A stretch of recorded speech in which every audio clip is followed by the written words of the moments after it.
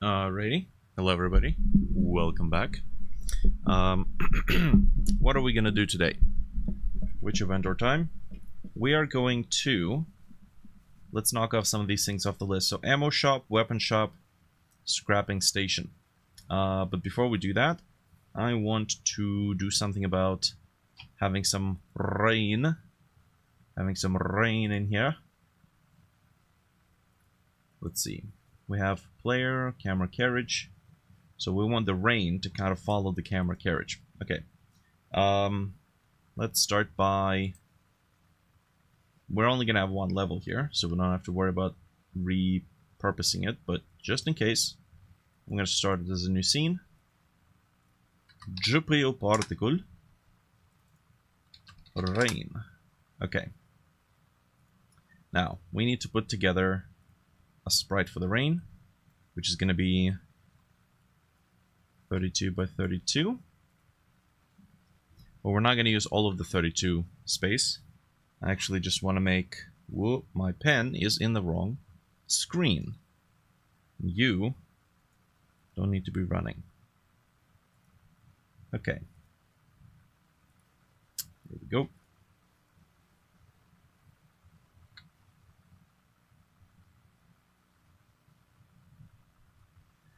Okay.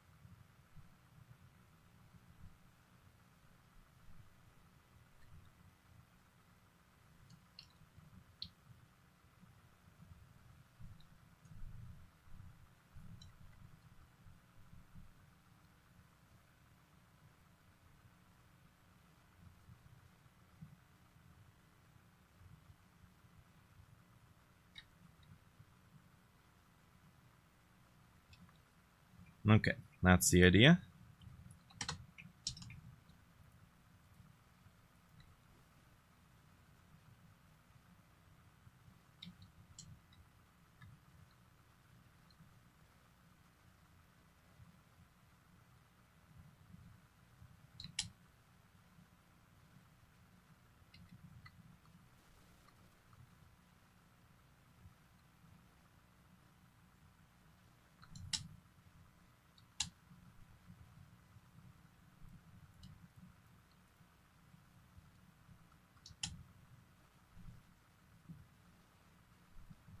Okay, so this is kind of like a drop, raindrop.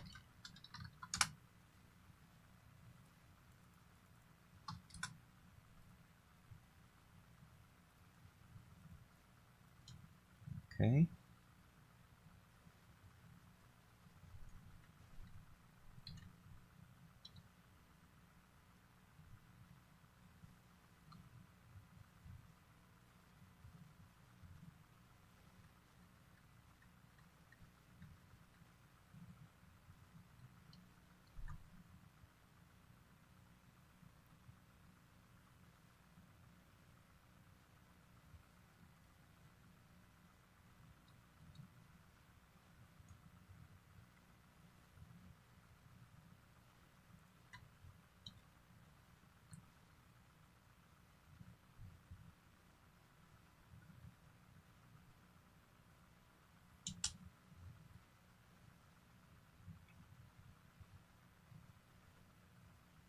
Okay.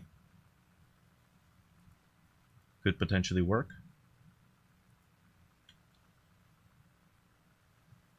Right, this is... Which vendor? Assets.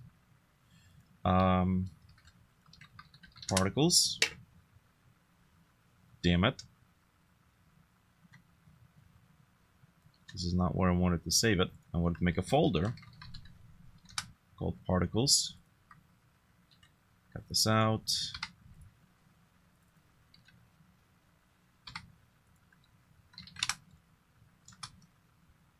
Oh, son of a bitch, come on. Yes. Oh my god. Rain.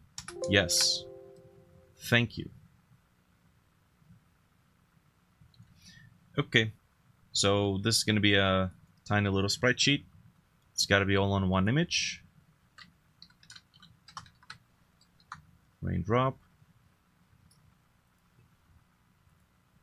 Engine, sprites, web particles.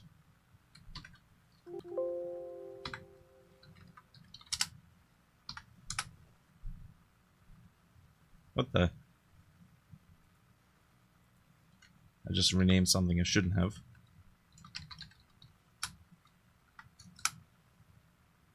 Okay. Raindrop. Export, please. Get it done.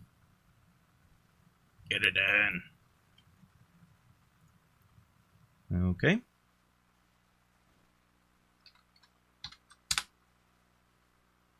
Oh, come on.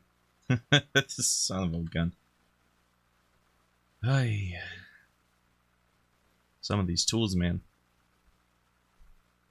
Am I streaming to the right channel? I don't flipping know anymore. If I'm not, I'm gonna be pissed.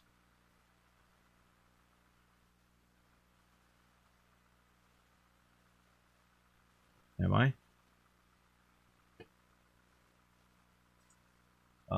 Well, there's no way to see it on my channel.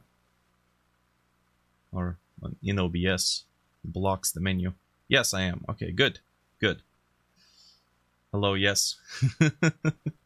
Wrong. Good day. Okay, that's what I'd like to see. We're gonna set the canvas material. We're gonna change animation. 2 by 2. Okay. Give it a process material. And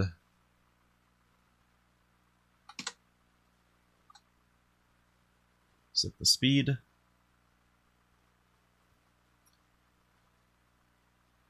We're gonna set the gravity to be directing this. We're gonna set the particle to align the y-axis. Spawn position is gonna be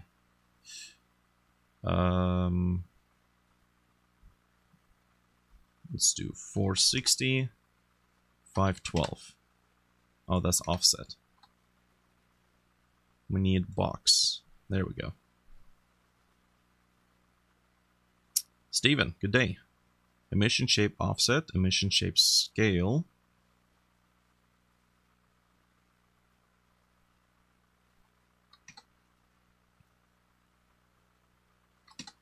Okay, so roughly,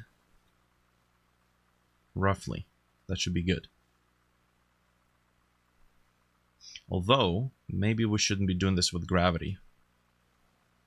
Because we can't make it a bit more varied. We're gonna have to do it here. 80.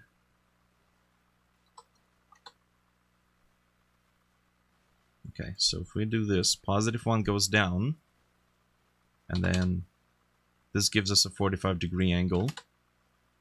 We go like this.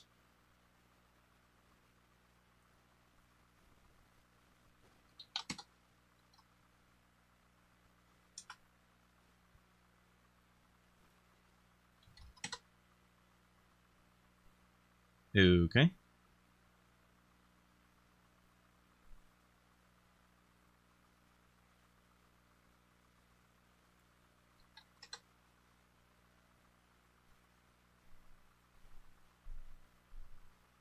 Funny thing is that it's moving so fast that I can't even see the animation.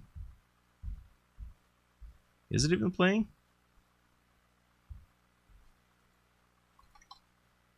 It is playing.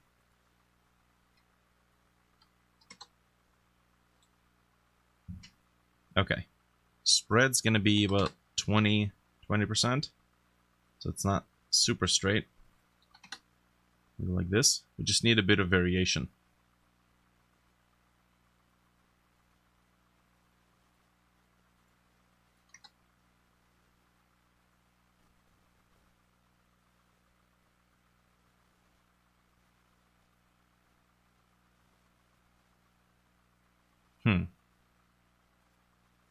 Something tells me that maybe this should be flat and we should just position it above.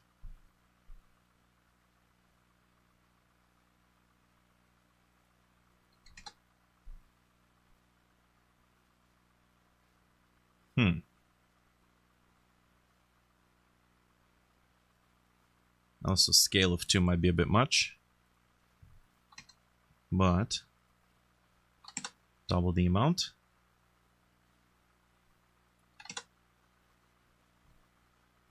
Okay. Objects. Particles. Rain. Thank you.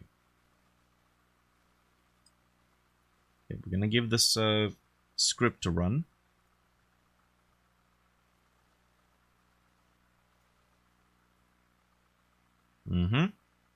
It will need to follow the camera.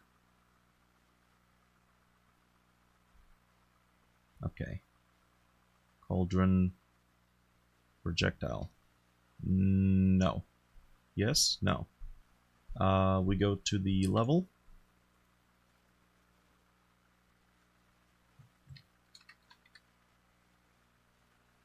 Place the rain in the game. Doesn't have to be in the content. Okay. Now that actually gives me a bit more information about the scale. Cool.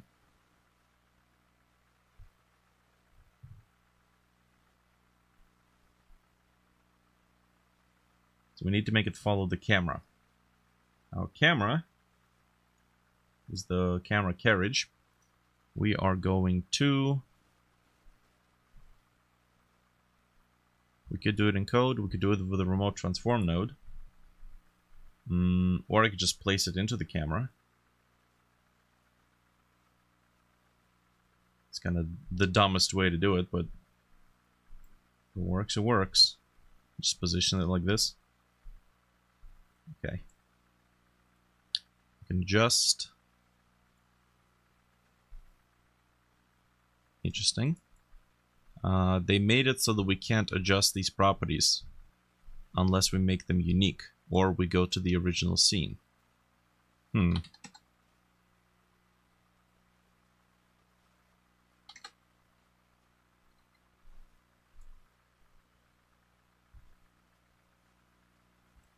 position it right around here.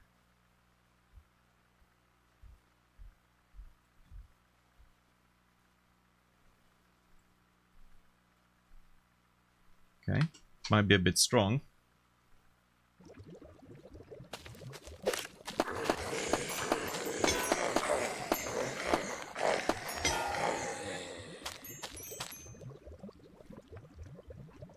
Yeah, just a bit.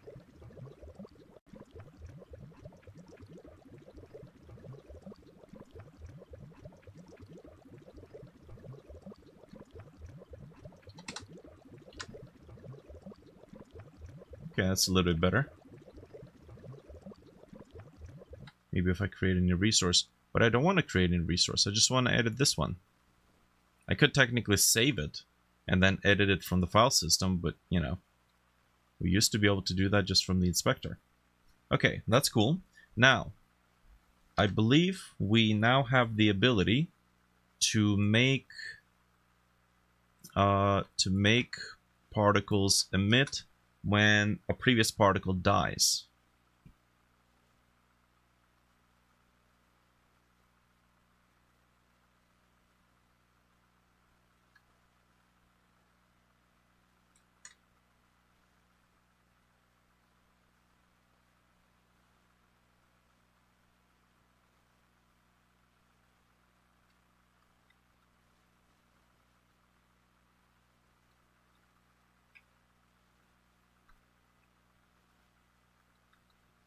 Yeah, this is going to be a little splash.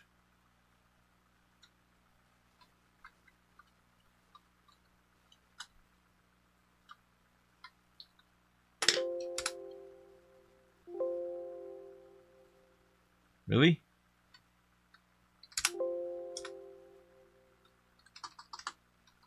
What is happening? Rain Splash file name is not valid. Okay, I swear to God, Windows is going crazy.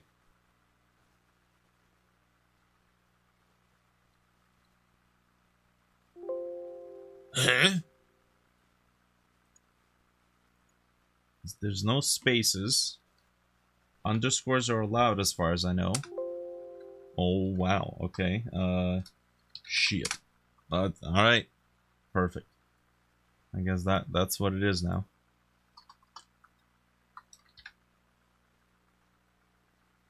Engine sprites particles. Yes. Please tell me you can export it.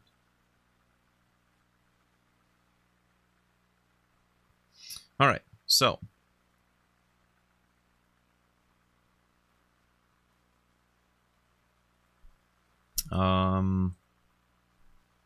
How do we do this? Sub-emitter.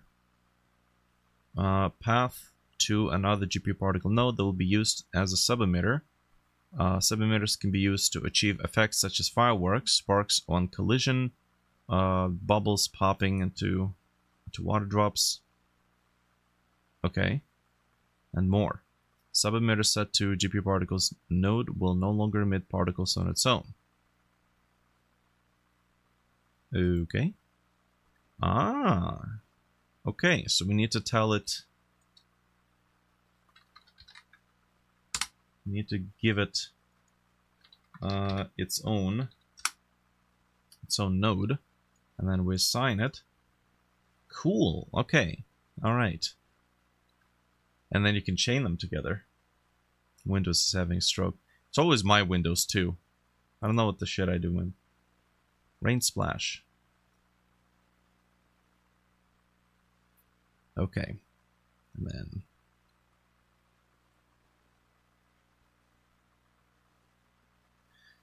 Cool. So, how do we define the actual behavior?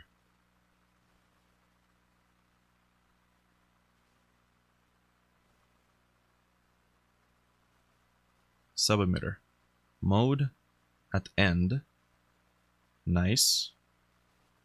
Okay, so now here, into the second emitter, same thing, canvas, animations 2x2, and then the animation speed is 1. This lifespan.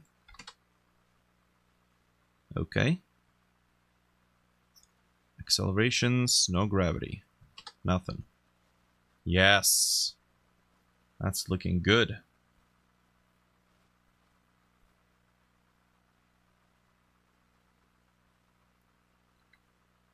I love it.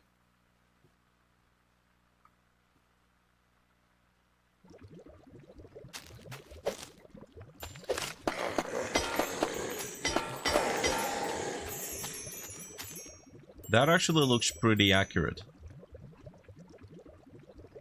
Pretty accurate to the way it was before. Nice.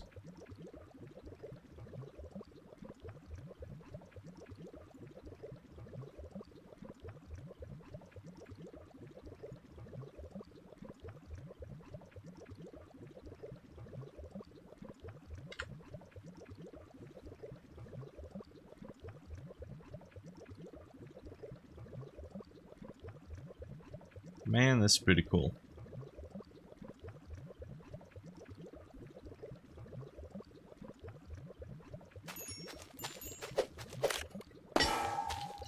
Alright. That's good. I'm gonna go ahead and remove these dudes. Because we are done with at least the basic setup for these. Next, we need vending machines. Vending machine. By the way, I think I got an idea for this project. I am likely going to scrap the original soundtrack, which was just one ambient and one survival type DNB-ish breakbeat music, the action music. And I'm going to replace it with funk. We're going to see if we can write some funk music.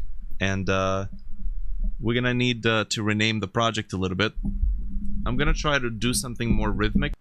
Like the sprites have this... think of the old retro vintage cartoons. When they have music playing, you always see characters kind of like dancing to the music. Even if they're just standing still, they're just bobbing to the rhythm.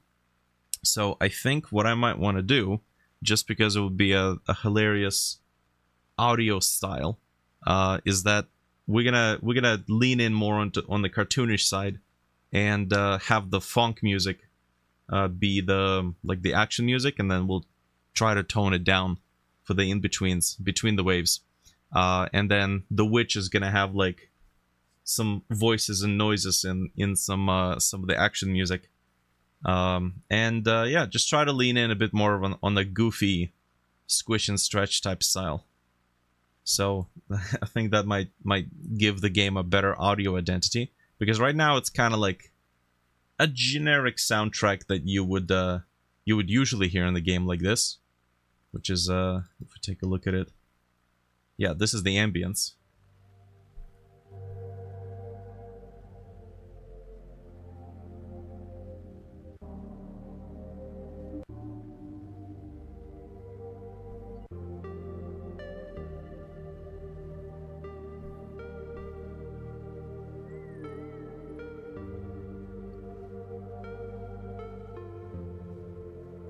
And then the combat music is just an active alteration of that.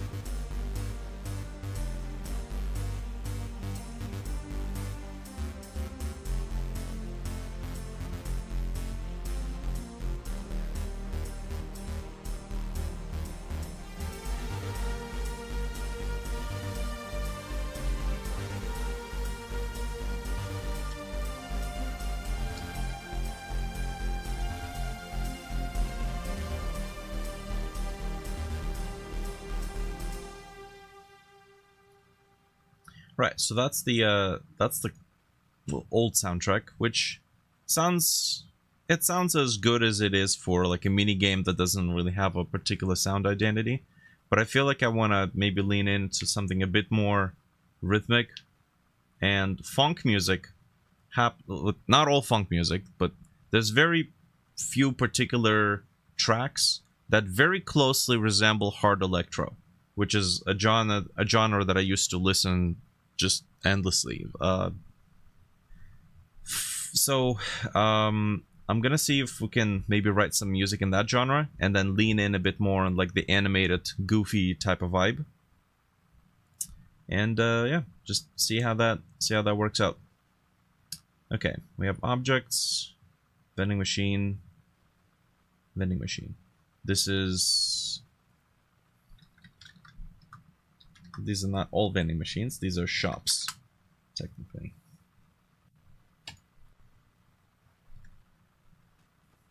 Okay.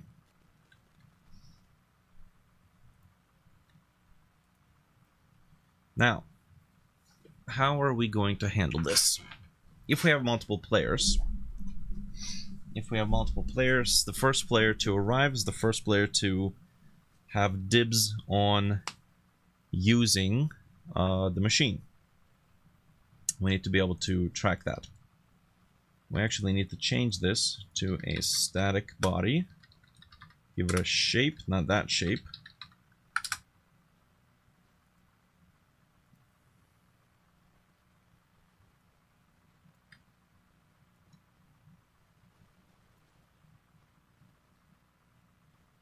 Yep, okay, that's good. And then we're gonna have to give it an area node. Player detect. Give that a shape. This will be a... Actually, no, this will be... you know what? Circle might actually work.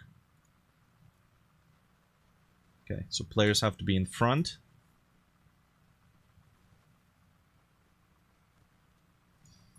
Give it a script. Okay. So, when players walk up, we're going to make a record. So, player nearby players.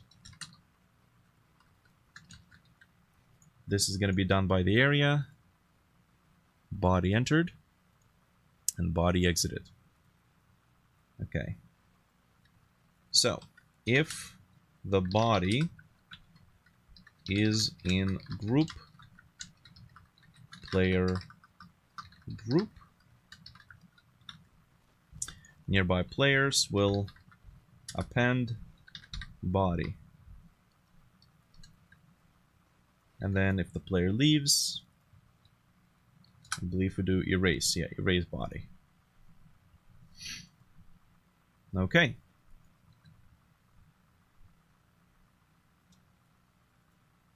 So now we have an array. This is an array of all the players that are nearby. First one in the array will take the dibs of using the vending machine. So we will need some sort of an interface. I think what I'm gonna do is make some sort of a 32 by 32 pixel 9-patch rect.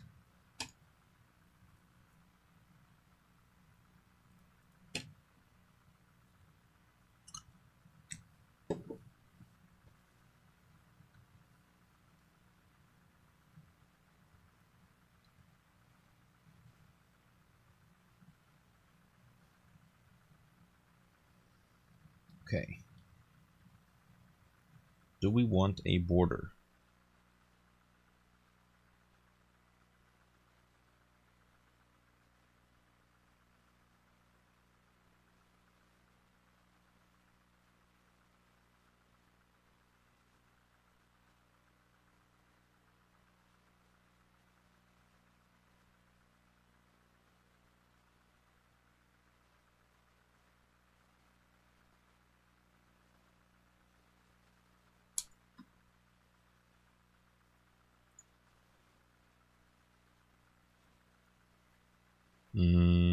Fill bucket. Use multiple layers, please and thank you. No. we go.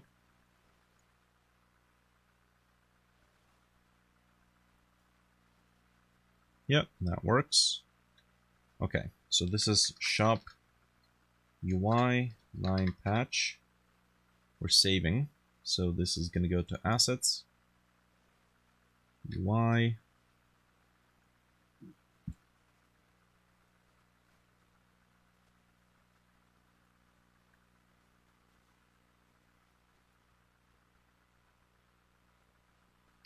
I don't know if it makes sense to do this sort of a pattern.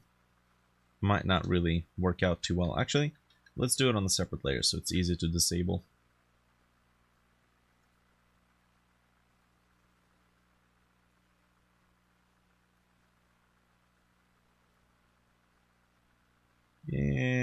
Yeah, dang it. I have to embrace asymmetry. Although I think that's going to be a pretty moot point, because the 9-patch rect is going to end up duplicating that. Oh well, we'll see how that looks like. Actually, no. We're going to do that in shader, if we want to do that. Let's get this exported. Engine, sprites, UI, shop 9-patch rect. Cool. Now, we're not going to make the same mistake I did in the first game. We're going to handle all user interface in the canvas layer. So, panel container.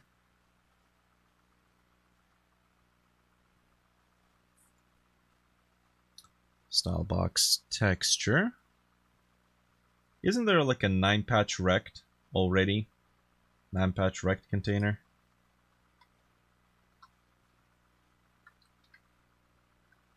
Nine-patch rect. Control that displays a texture by keeping its corners intact, but tiling its edges and center. Yeah. It's not a part of the container though. I don't know if it's gonna automatically... it probably will, but we can also achieve the same exact effect here. Okay. So, 9-patch. Okay. So we want to make it so that it resizes itself. Can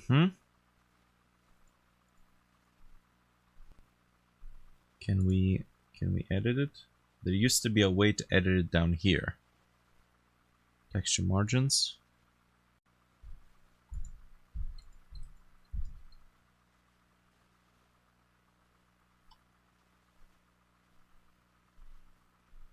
We might actually end up having to use that. Subregions.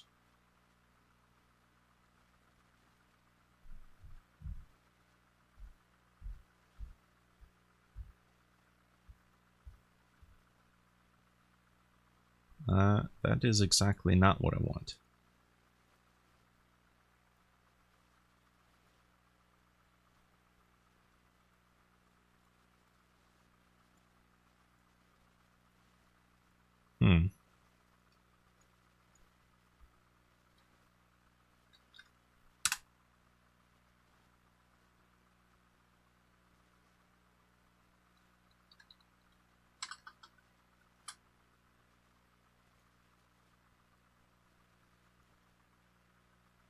Well, this is the same interface, so I think that might have been where I set it.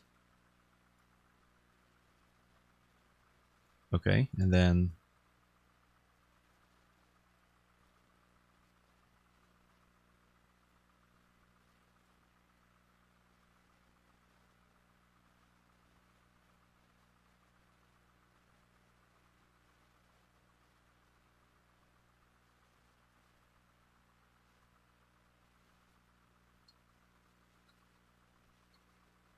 Really?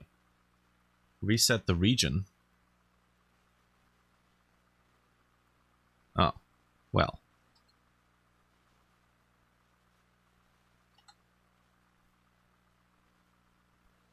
Okay.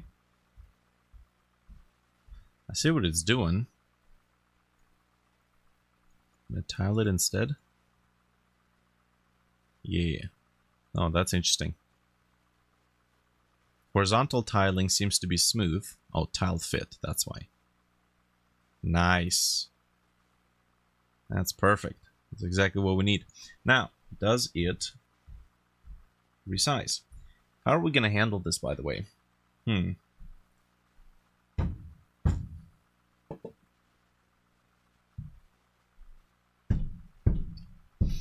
Are we going to make a grid and then a little piece of text to describe what it is? Maybe stats, the price, and all that.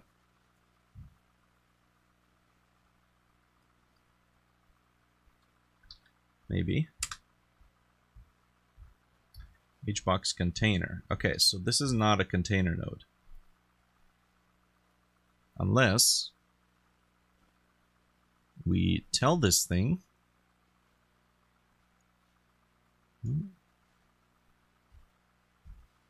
with contents. Where's container sizing? There is no container sizing because this is not a container node. This is 9-patch rect node. Well, okay, so we got to do the same thing. We got to figure it out with this one because this is going to actually resize itself. Now, somewhere here, I remember seeing an option to do like a 9-patch rec. Do you need a container?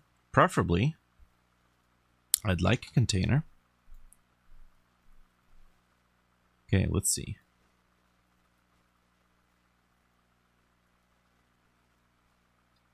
That expands it outside. Texture margins. Oh.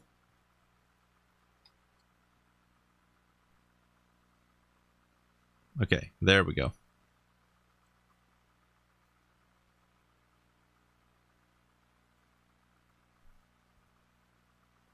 And then axis stretch will be tile.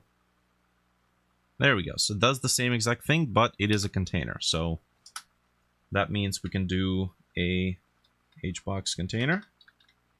There we go. Assumes the full size of the box. And then we do grid container.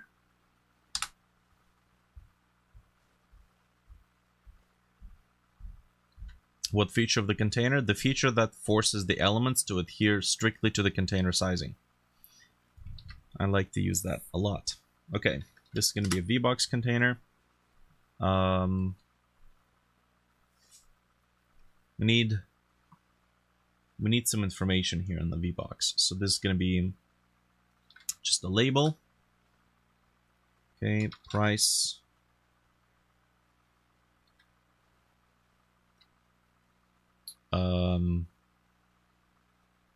Vending machines work. How do they work? Vending machines work by us picking up gun parts.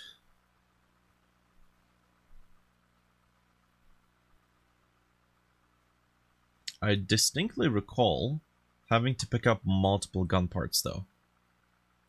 Hold on a second. Old assets.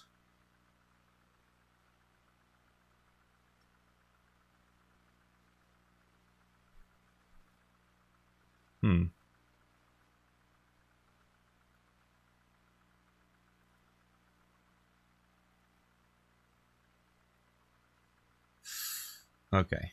I don't know if this is gonna work.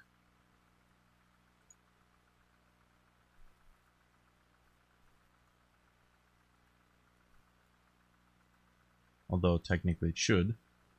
No reason why it shouldn't. Okay, give me 1 sec.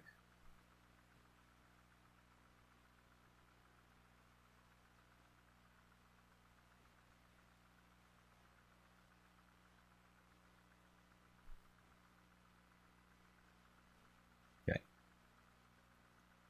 Just gonna give it a second. I'm downloading the HTML export of the game. Because before I just exported the file contents.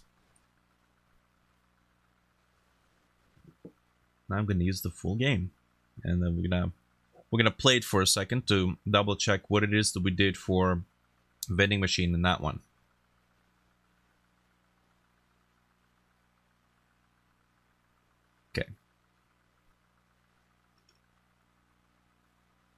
Because I distinctly recall requiring multiple things. Maybe it's like pistol parts or gun parts. Maybe. Okay. We're gonna reuse the inventory slot here.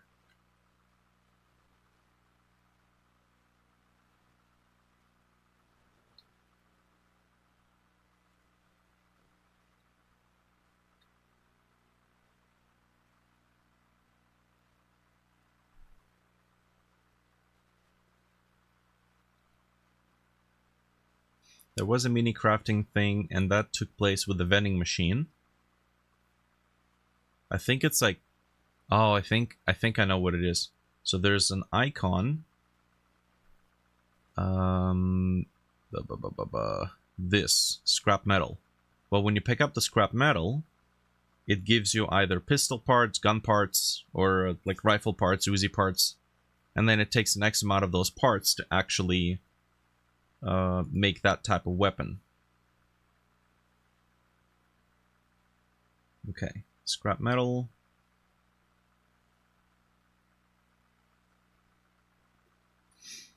Okay.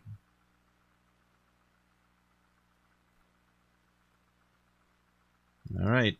See if this jiggles.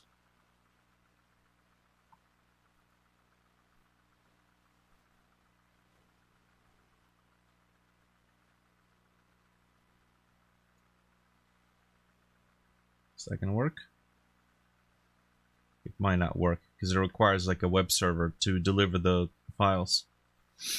Yeah, okay, that's not gonna work like that. I am gonna need a web server. Damn it. Hold on.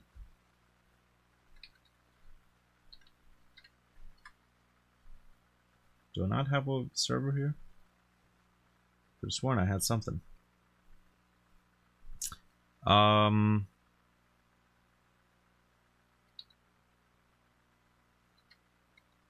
Uniform server Z. We have that. Do you have Python installed? I do, but I probably wouldn't use Flask. There we go. We'll just use this.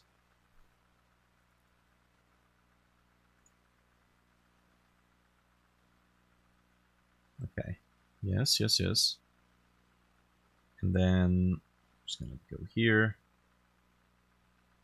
I don't even remember what the heck this is. Some sort of a test. Oh boy. Okay.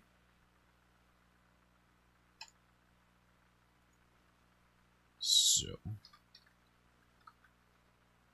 No. I think I need localhost. Hey! Look at that. Okay. Also, this is part of the reason why I don't use GameMaker Studio. Go figure. Go figure this out. You know, are you playing on an ultra wide? Have fun.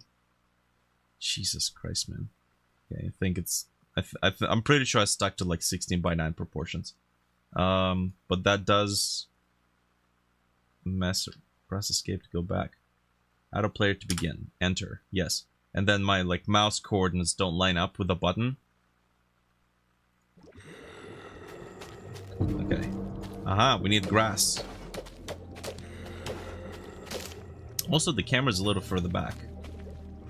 Okay. Oh god, they haven't figured out the panning, audio panning for the web sound. So it's like, it's either mono sounds, or if you want panning, you gotta like pick a awkward ass algorithm to try and sort it out for you. Okay. Ah, yes, my right ear enjoyed that very much. I think for you it might be the left ear. Okay. Ooh. Okay, we need grass tile. That's what we need. And then this is where we can choose what we upgrade. Yeah, okay, there we go. So when we walk up to the item, it tells us what kind of parts it is.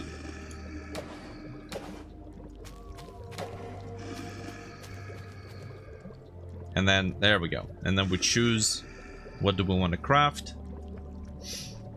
I gotta say, like, I like this type of interface when it's like a little slidey. I think if it's based on if it's left on the right side of the player, because the player is the listener. Okay. Okay, so I gotta say I kind of like this.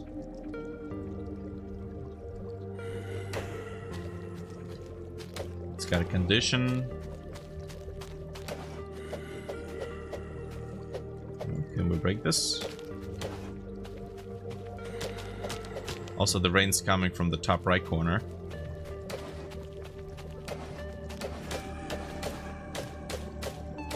We have a stamina bar. Okay, that takes a lot of hits, goddamn. And then if you let your stamina go all the way to 0, you have to wait. It's like a penalty thing to manage it. Oh my god. Wait, hold on. I don't think I'm actually dealing any damage. Wait a minute. Hold on a second. I think I need this. Ow. Oh, okay. We have a fire particle. Gonna have to recreate that.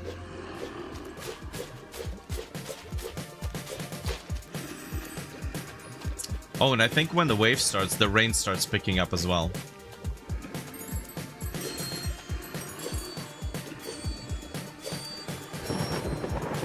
Yeah.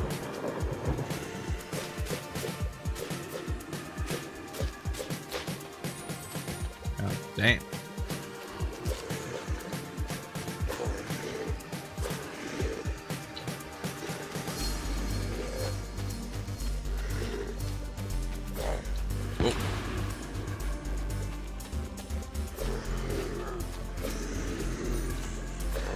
Ah.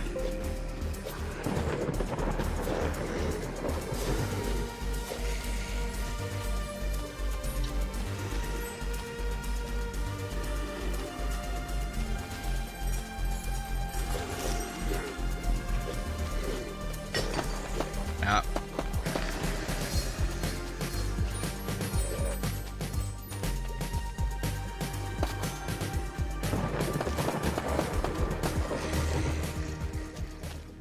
Nice. Okay, yeah, so some of the drawbacks here is that... Oh, the cauldron stole my points. There's no melee. You actually have to select your fist to do the melee, so I think that was a pretty big improvement. Your bullets actually damage the grass first, so... Yeah, the grass regenerates. Yeah, so if you shoot at the enemy, but it touches a piece of grass, it ends up... It ends up getting consumed by the bullet. Or the bullet consumes it.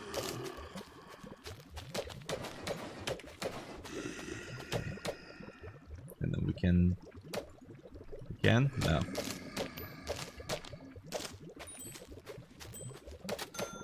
Nice. Alright. Not bad. Not bad. I totally forgot what I was looking for. Right. It was the criteria for how the shops handle purchasing. I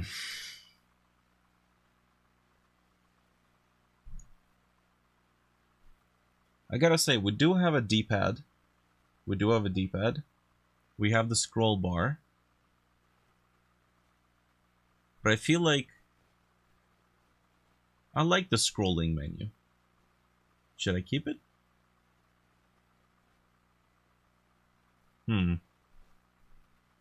Maybe?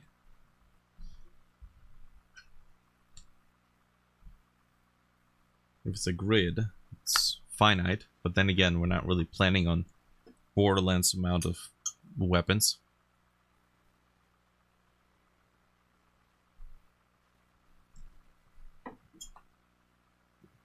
We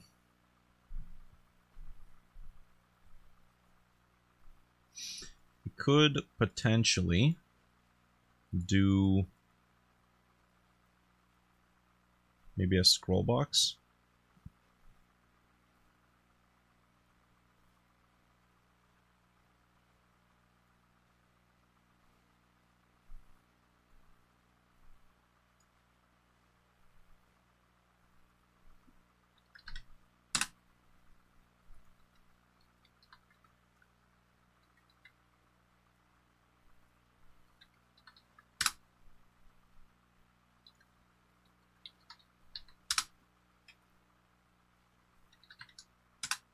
This would be a scroll container. Okay. I need to change this. Scroll container, and then everything goes as a VBox.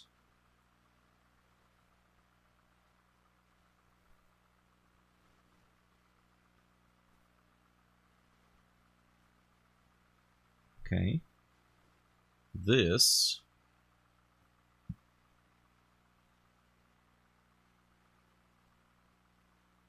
Maybe we shouldn't do this. Maybe we should just embrace the whole thing. Mainly because the information is just right in front of you. You don't need to select a particular weapon to see its info. It's just right then and there.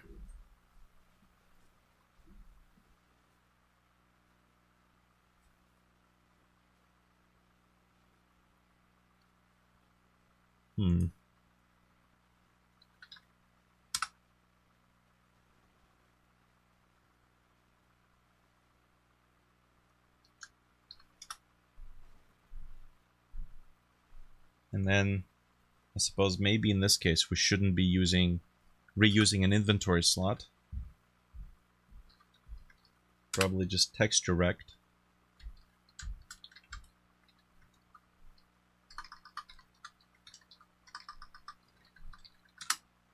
Shop item icon.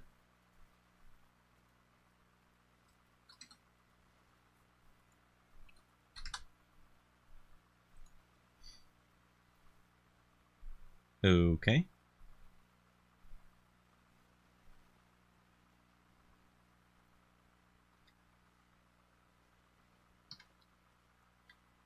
There was another icon.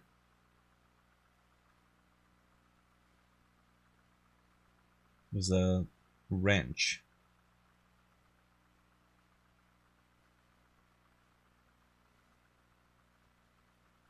Oh, it's right there.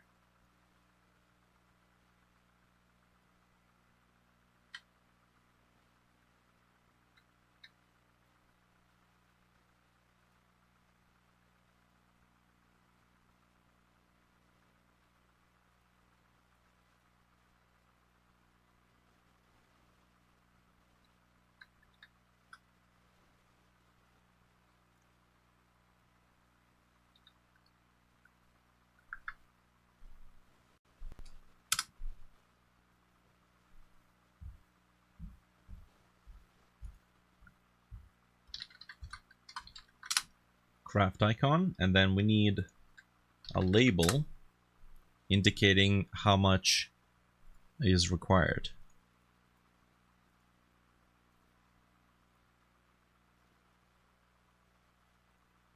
We need to tell a bunch of these nodes to expand VBox container. There we go. Okay. Okay, so vending machine inventory item. I'm going to say branch as seen. This would be an object.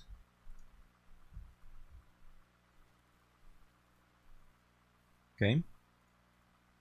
Now we'll just duplicate it. Will be duplicated a bunch of times.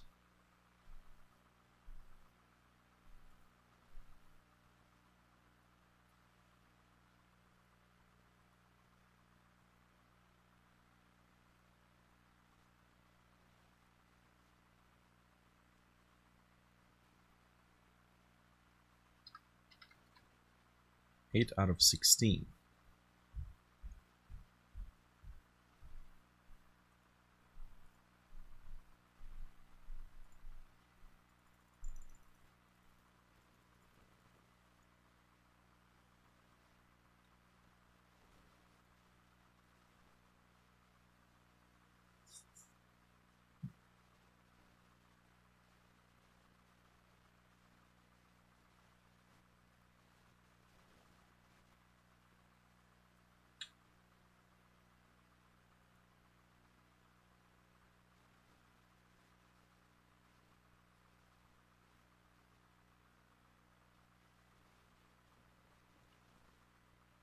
Okay.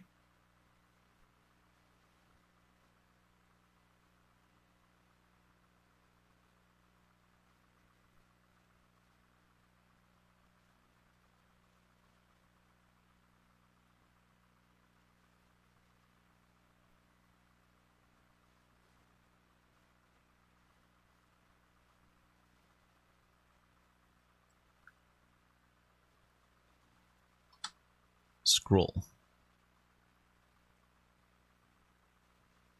Okay, so we have a horizontal scroll.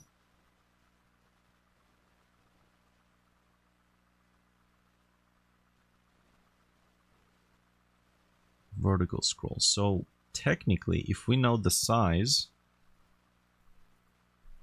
we need to make sure there's no spacing in the V box.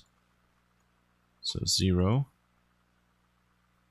Nice. Which means the spacing between each item is exactly the height of the item itself, which is 32 pixels.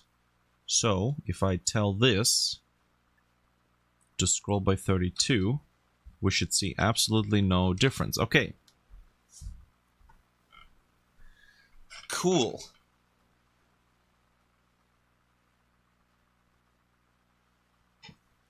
The only thing, of course, is that we have enough space for 3 items here.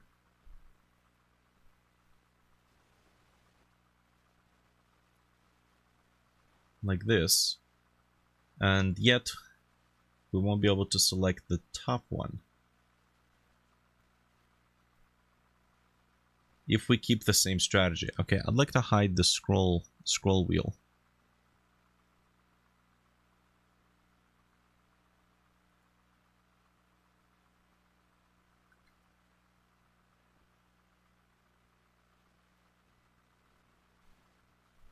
Never show, but I'd like to still be able to do it. Nice. Okay. Cool.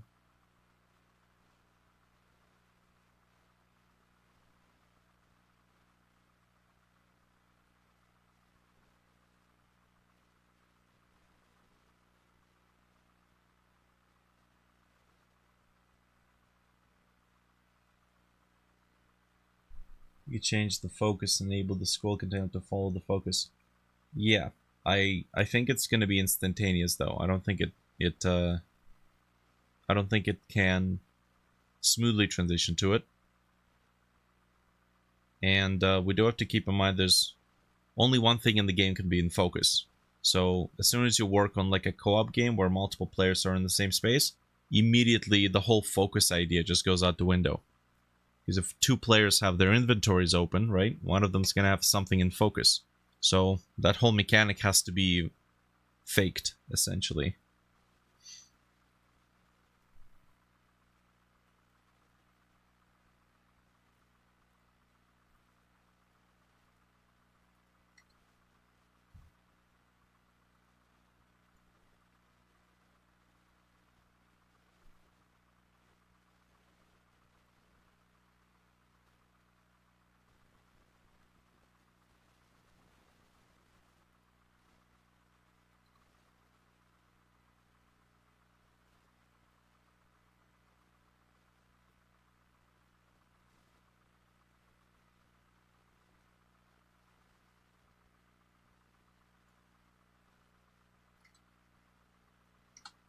Set up some nice margins.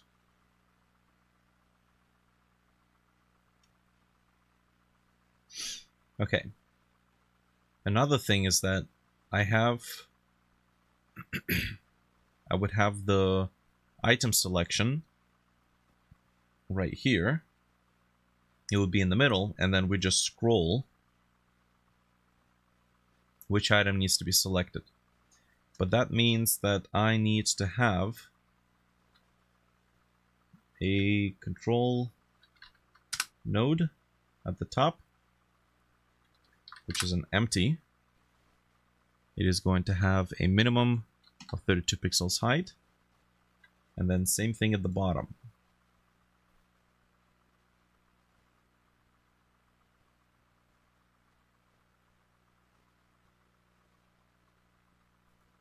So 32, 64, etc., etc.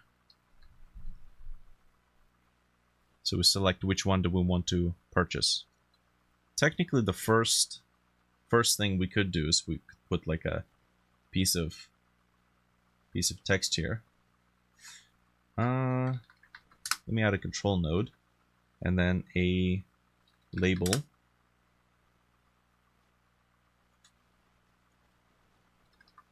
Shop. We don't have a font for it just yet.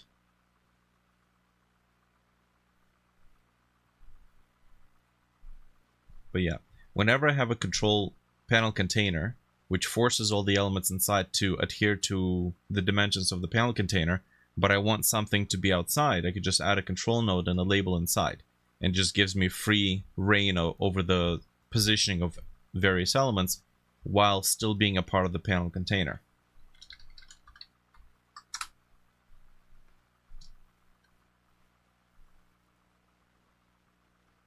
Okay, now, let me just double check here. That.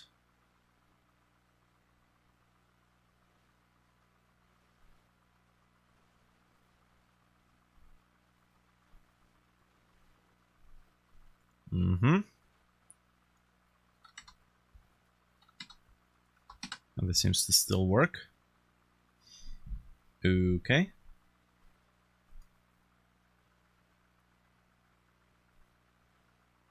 Well, don't need this. Don't need two of them. I need an overlay. I'm gonna take a quick screenshot of this. Clip from memory. Nice.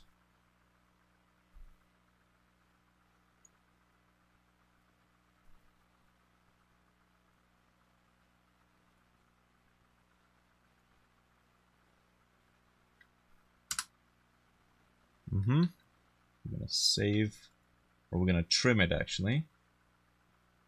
So trim the image size, which gives us perfect center.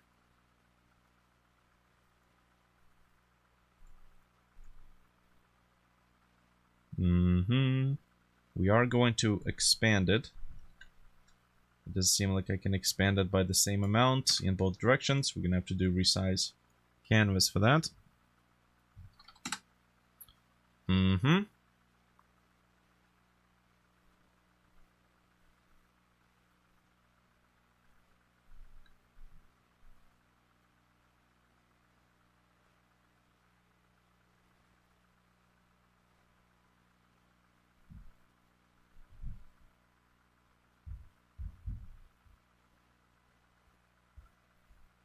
Okay, this is what I'm thinking.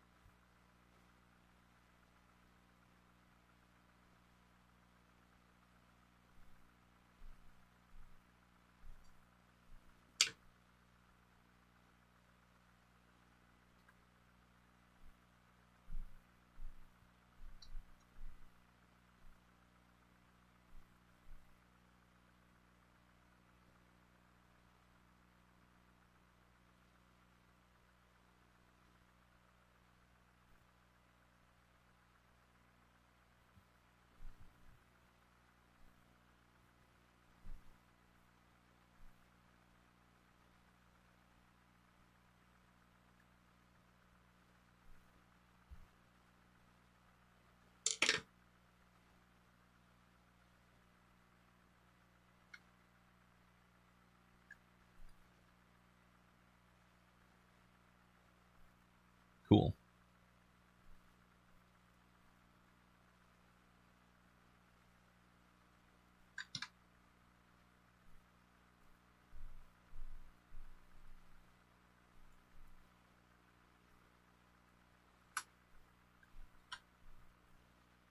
I'm gonna save this first. Engine, nope. Assets. UI. Okay.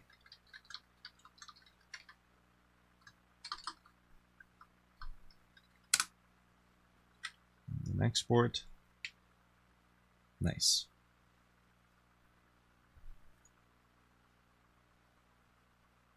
Okay, so that is something we can do here. Texture rect.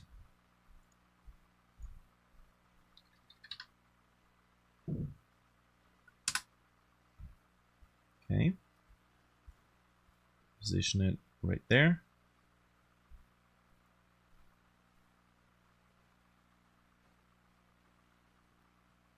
I'm not sure if it's maybe a little over the top, but we'll just scroll the item through like this, and that will be selected.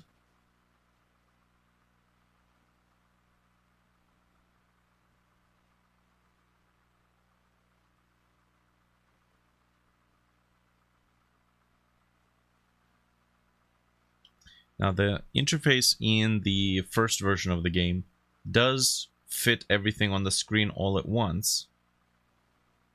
So, yeah,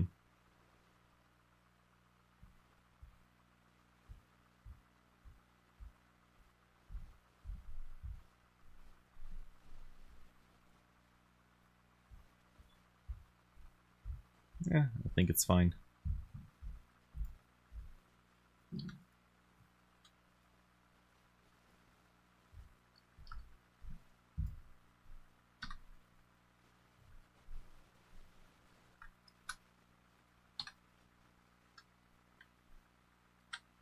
Just thin it out a little bit.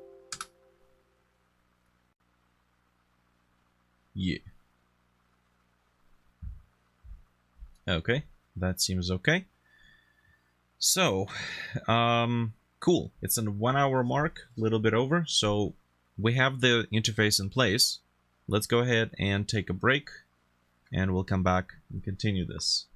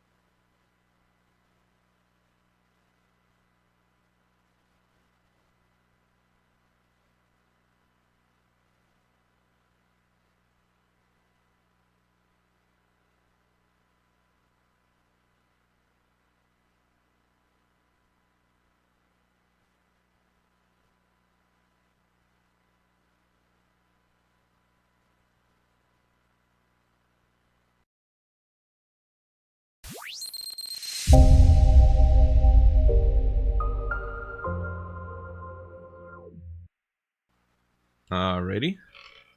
Welcome back. Hello, hello. It seems like Discord chat had disconnected there. Not sure what happened, but okay. So we have this thing. We need to be able to control it. So let's start by having a variable that stores the position.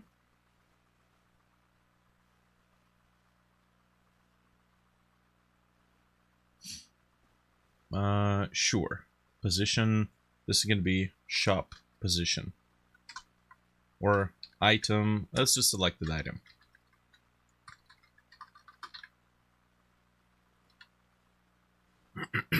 Okay. So we need to know if there's any nearby players. So if the size is over 0, then we'll make a variable called target player equals get the first node in the array. That's good. And now we need to make that player interface with the up and down motion. Okay, so we'll do if input is action just pressed. Now we're gonna do D-pad up.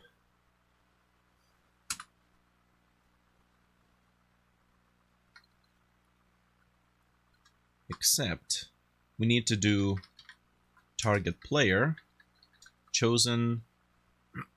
What is it? Chosen input. Chosen input method plus this, so that we know which action to check. We're gonna do selected item plus equals 1, and then repeat this for D-pad down.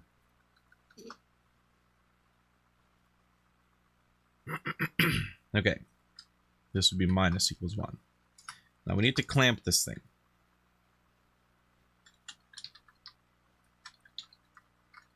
Between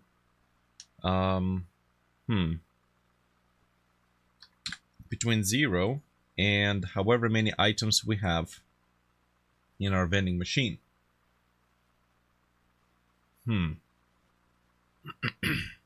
Okay. How many items do we have in our vending machine? And also, how much does it all cost?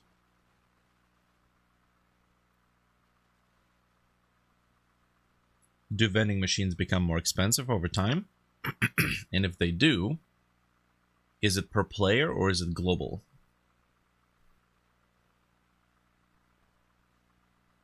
If it's per player, then one player can be saving up theirs to purchase things for other players. Maybe we don't want that to be the case.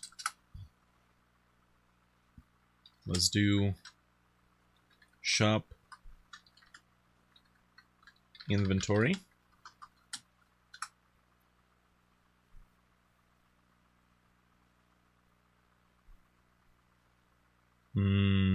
Yes.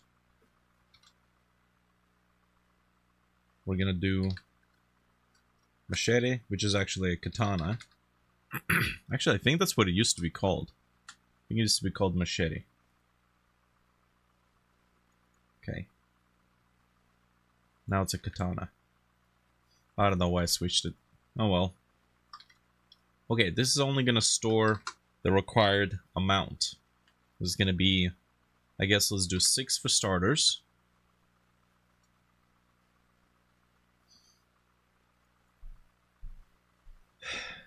Pistol.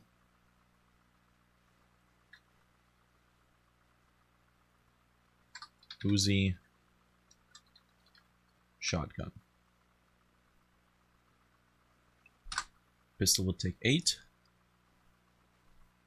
Uzi will take 16. Shotgun will take 24.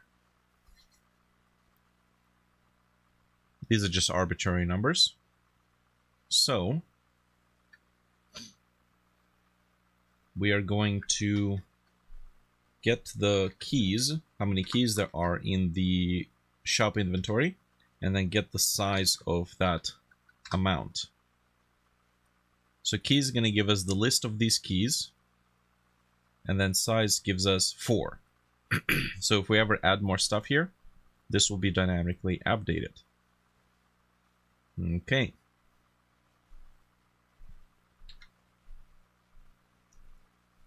So all I need to do now is make this vertically scroll to the proper increment of 32 pixels. Okay.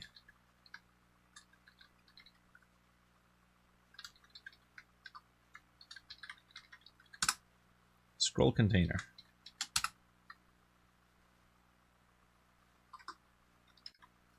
Vertical scroll, smoothly transition to 32 times selected item minus the current scroll amount divided by 5.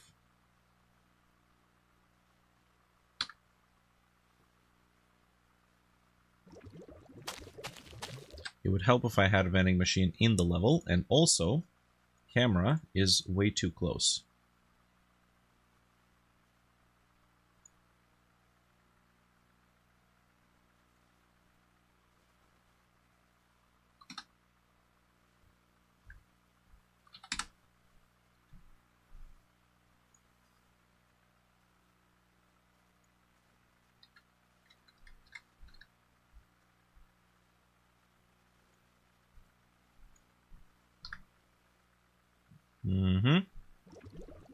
Oh, yes. Okay. Interesting. Keys on base dictionary. Ah, keys is a method.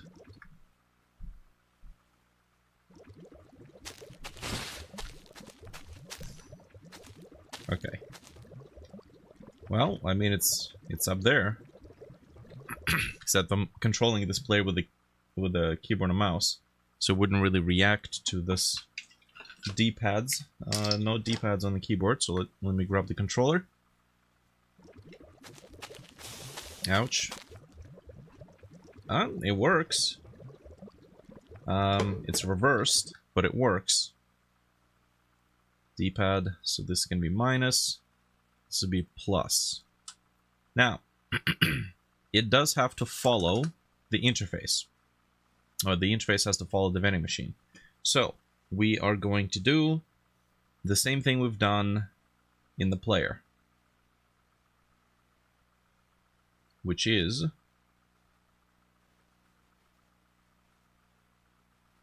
it's get goal position with canvas, I believe.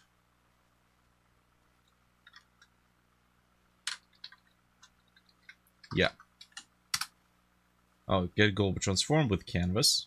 That gives us a transform 2D, which contains the origin, which is the position in screen space.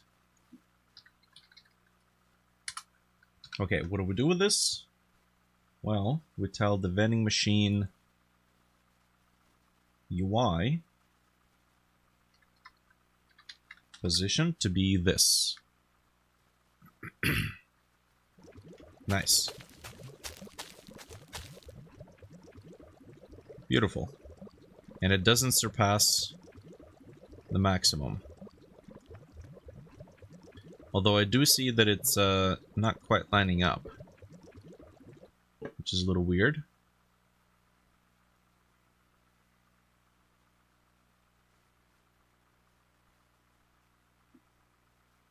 Possibly because this is an integer.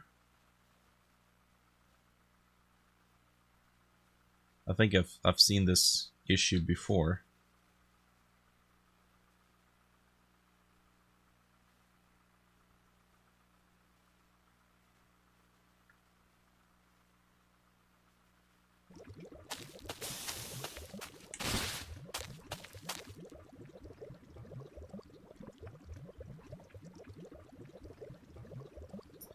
Okay.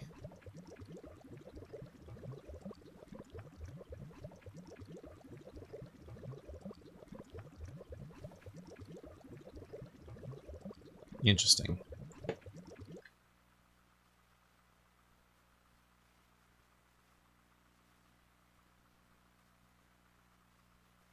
$32. 32. 32 over here. Yeah. Okay, well, that's fine. That's okay. It works.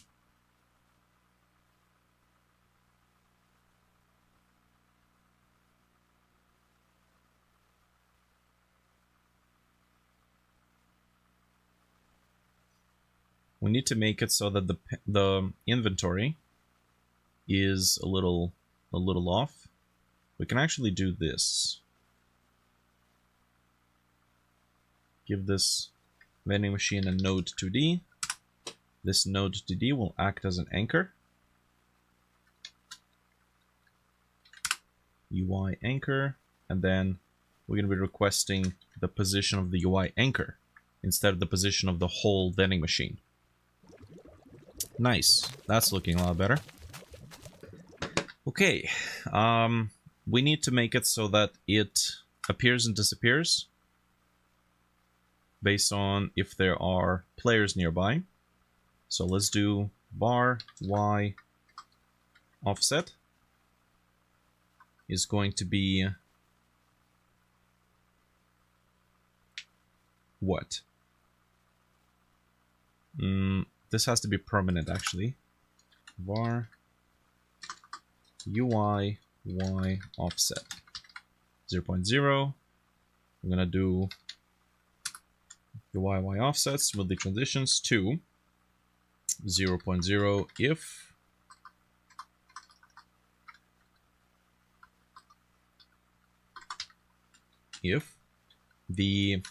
there are players nearby, else let's do 16. I'm gonna subtract itself and then divide it by 5, and then this UI y offset will be added to the y like this.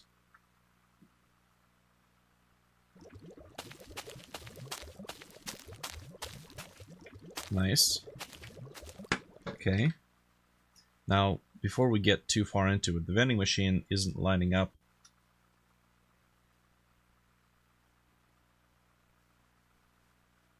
Go. We need to make sure the players that are standing in front of it are actually in front of it. There we go. That is still not working, which could be because, yep, vending machine is not inside of the contents, which is why sorted. Nice. Now we can go behind, in front. Beautiful. Now I do want that offset to be in reverse, I think.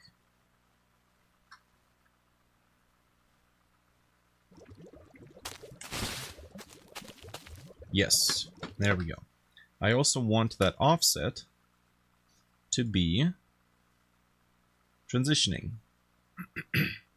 As a matter of fact, let's do player near scalar. Okay, we're going to make a single variable. It's going to be 0.0 or 1.0.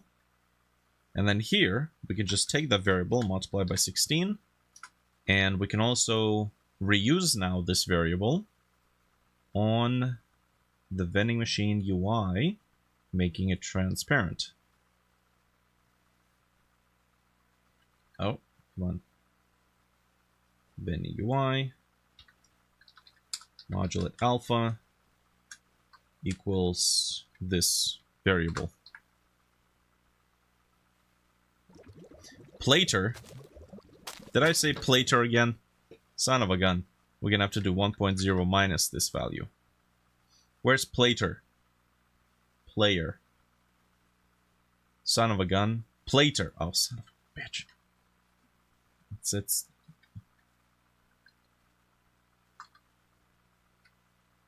so it's one of those words that I'm always going to mistype because of my giant sausage fingers, and I never double check. Okay? when I die, my tombstone will say best player in his time, and it will be misspelled as plater. And it will be on my tombstone for the rest of the days. Okay, anyways.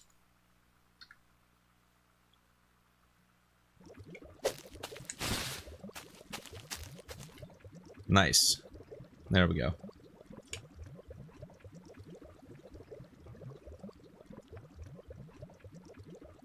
The lack of subpixel movement causes the UI to be misaligned a little bit. But I think we'll probably work with it.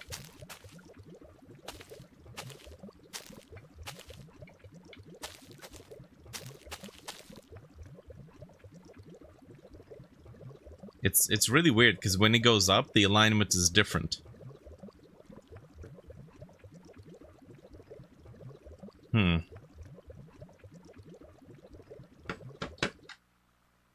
Okay, I have an idea how we might be able to fix it.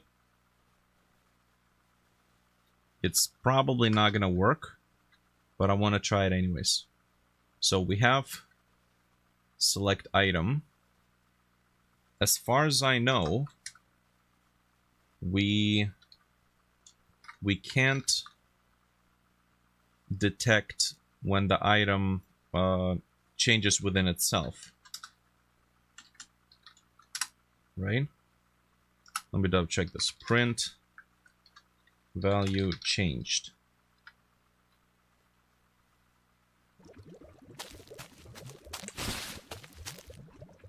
Oh, value changed. Oh. Well, hold on a second. Oh, because we're clamping it. Huh. Did they change the way setters work? Or the watchdog functions? Because I swear in Godot 3 you couldn't do this and detect if the value has changed within its own script. It always explicitly watched for something else to change it. Okay, I'm gonna have to nest this so that it's only done upon the button press.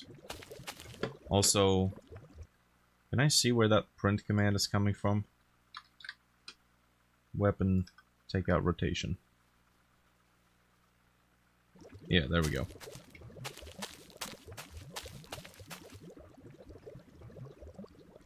Interesting.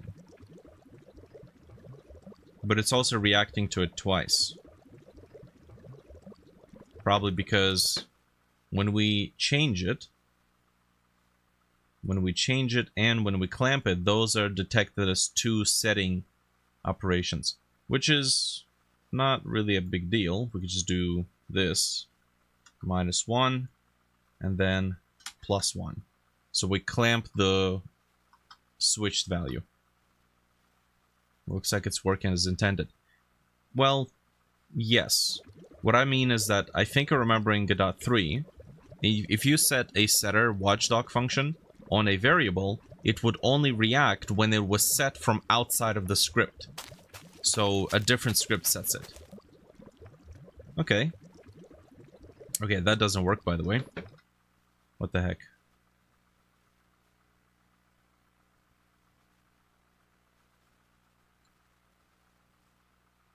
Oh, right, I commented out this thing.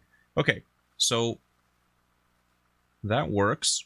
What do I want to do with this? I want to make it transition smoothly, which, let's see if we can do it with a tween. This is going to be a really, really weird way to do it, but I'm hoping that the tween will be able to actually get the value to the last, final value, which is what you're supposed to supply it. And then I'm hoping that overlapping tweens are not going to be a problem. Tween property. We're going to tween the scroll vertical property of this node. The final value is going to be whatever this value is over the course of 0.3 seconds. And then we're gonna set interpolation. Set, I think, transition by cubic.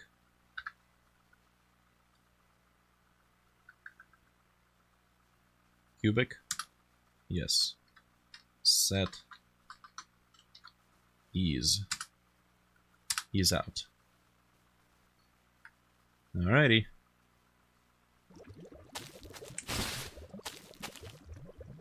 Oh, that works. And it doesn't seem to conflict. Interesting. Yeah, there's definitely at least two tweens affecting at the same time. But maybe the last tween takes precedence. Takes priority over the property. But hey, look at that. That fixes my problem with the alignment. So, yeah, that works. Cool. I might have to find some sort of a comic-y font to use for numbers and everything. Noise. I swear I need to set up a soundboard. Okay, that works. And then when the player walks away, we have no more of stuff sliding. Cool.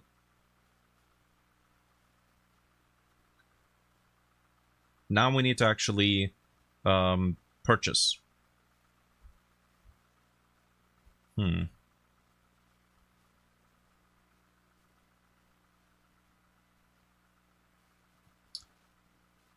Okay.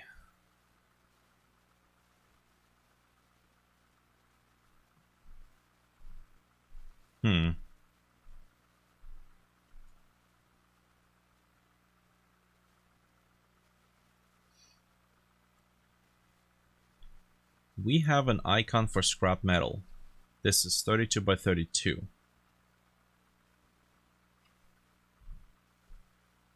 We have an icon, icons, for shop items. Oh yes.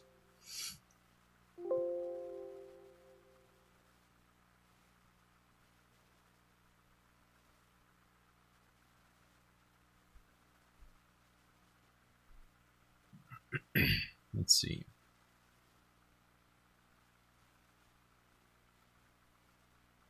Where are my inventory slot icons?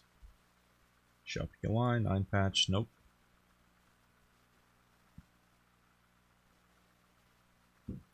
Where are the fancy pants icons? Weapon, weapon held. Weapon icons, there we go. Okay. So I'm gonna need to combine this and this so that the parts would look proper. Okay. I'm gonna insert file.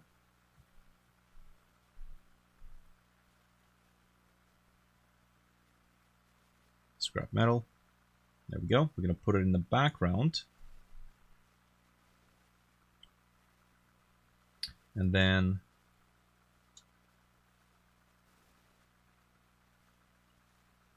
grab this, give it maybe a drop shadow, size 0, distance of, maybe a size of 1, distance of 2.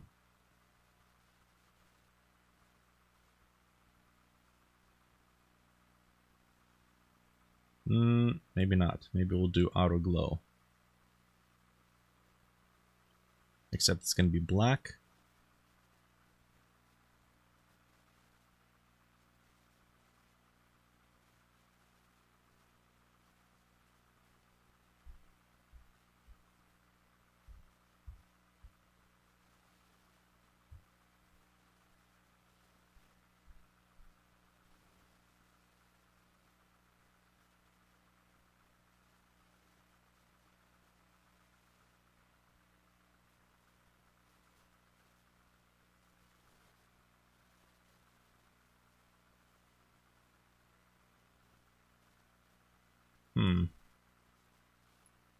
Okay, maybe not.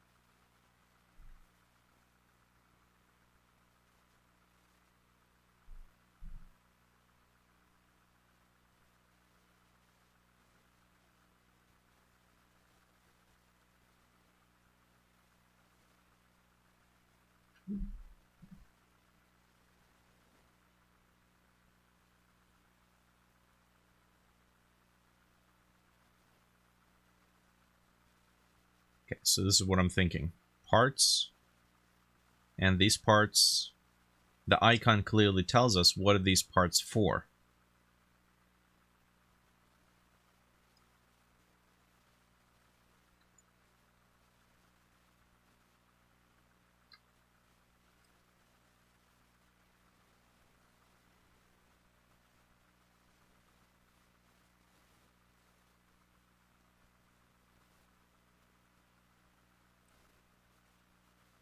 Okay.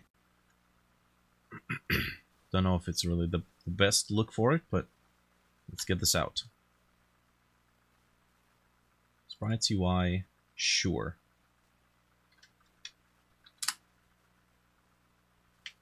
We're gonna have to move some stuff there. Okay. Parts. Shotgun.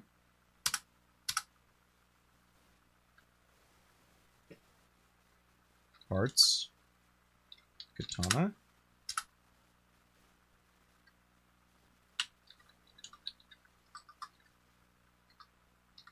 Parts Uzi. Zoltan, welcome back. Parts pistol.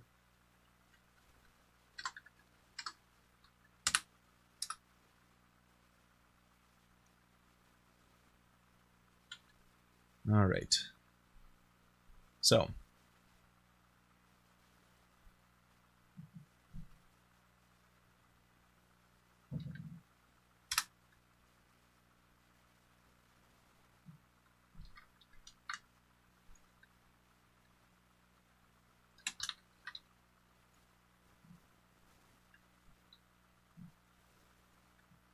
Okay, there is going to be no held icon.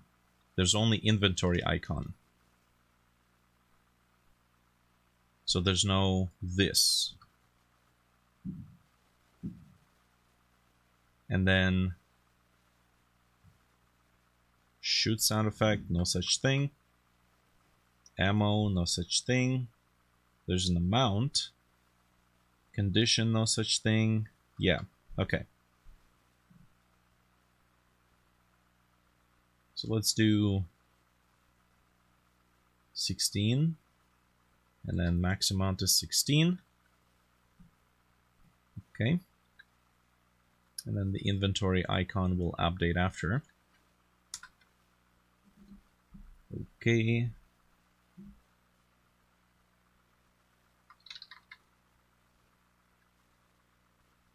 Type.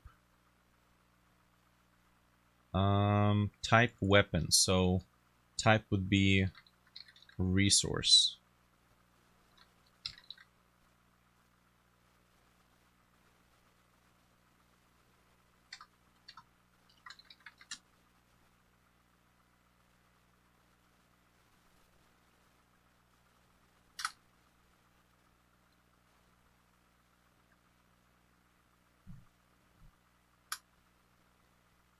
Parts pistol.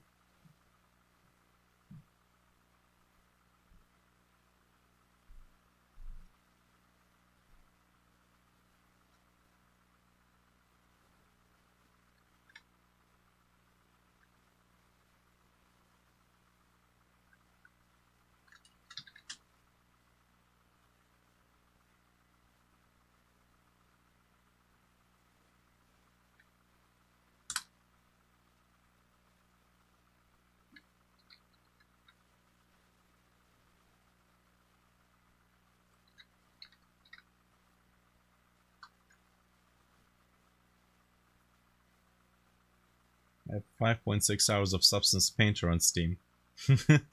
Nice. There you go. Just immediately sees a boost in graphical fidelity in the next videos. Okay. Parts. Pistol. Inventory icon. This is shotgun. Place it here. Parts Uzi. Right there.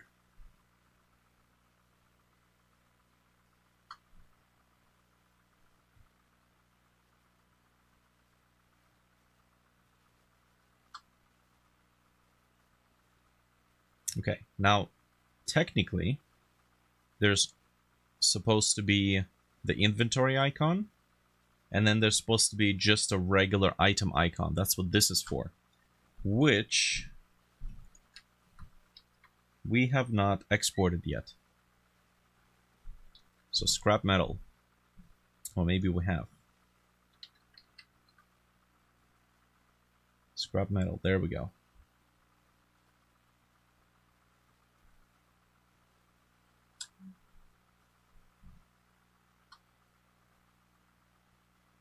So when it's on the ground, it will use the icon. When it's in the inventory, it will use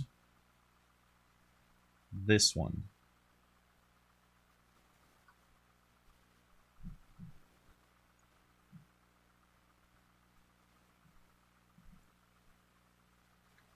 Okay. That looks pretty good.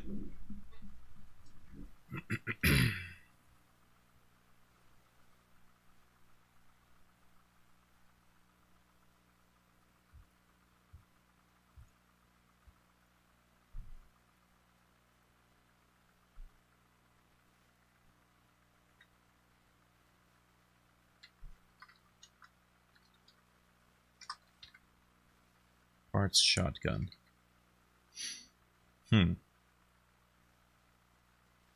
Oh yeah, something we need to also do.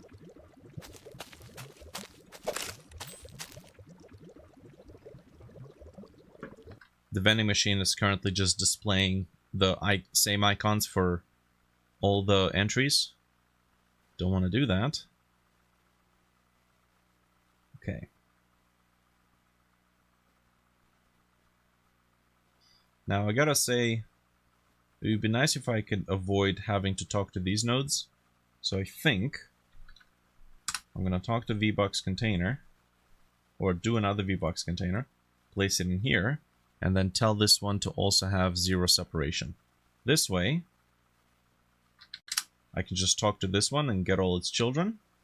Katana, pistol, Uzi, shotguns. We don't need the last one. I believe so. Oh. Yes. Yes, that is correct. Okay, so when we're ready, for item in shop inventory, this is going to be item key. We are going to access.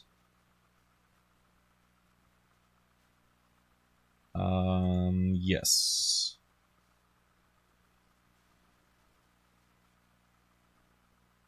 We're going to get index shop inventory, get all the keys, and then find the item key. So that gives us the index, which we can use here. Get child. And then we know that within this child, we have shop item icon. We'll just do this.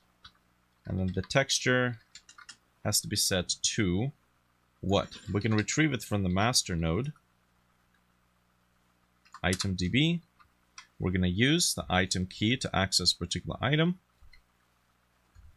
We're going to get the icon, and we need to load it. God help us. Okay, it didn't crash. I am surprised. Okay. Now maybe we don't use icon. Maybe we'll do held icon, since those look a little bit more interesting. That one does not exist. Inventory icon is what it's actually called.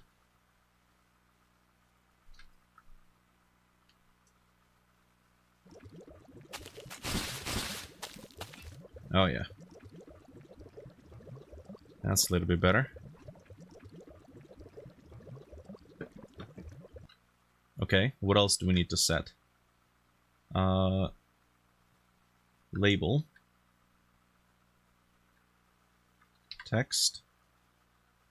This one might have to set continuously based on which player is standing next to it. So we'll just do this.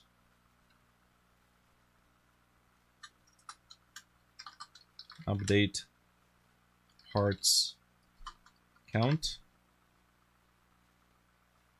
We don't need to update the texture, but we do need to update the text. And the text is going to say...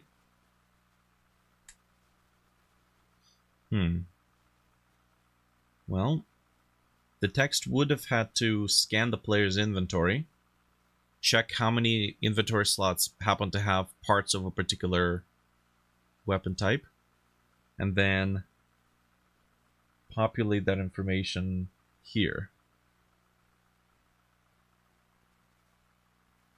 Now,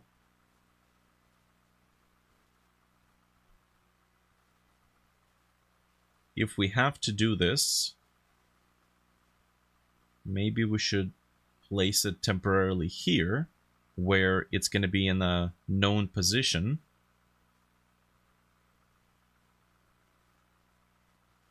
And then we can just display it neatly, nice and neat over here.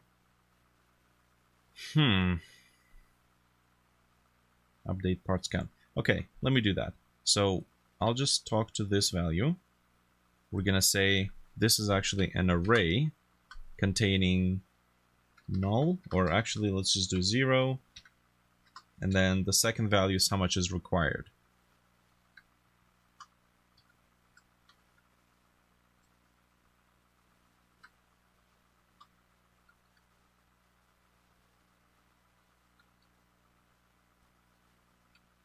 Like that.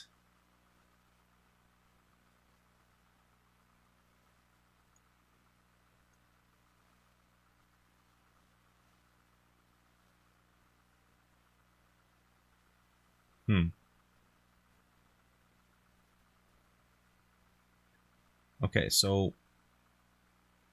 we need to figure out how much of a particular item the player has. So what if we do this? What if we give the master node the function to count item? We're going to give it the player, target player, which is the player in question, and then the name of the item to look for, which is going to be whatever item we're looping through at the moment. Katana, pistol, Uzi, shotgun, which it will be parts underscore Uzi or parts underscore shotgun. So we'll have to do, where am I? We'll have to do like this. Parts plus item key. Okay. So now in the master node, we'll make a function. Okay, player node item key. Okay, so for x in, or I guess slot number in player node inventory. So we're going to start looping through the player inventory items. We're going to do final count starts at 0. We're going to say if player node inventory has not the inventory only, we have to access a particular slot number, and within the slot number, we're going to access the ID and check if that ID happens to match item key. If it does, we're going to add to final count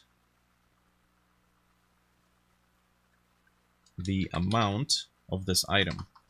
In the very end, we're going to return final count.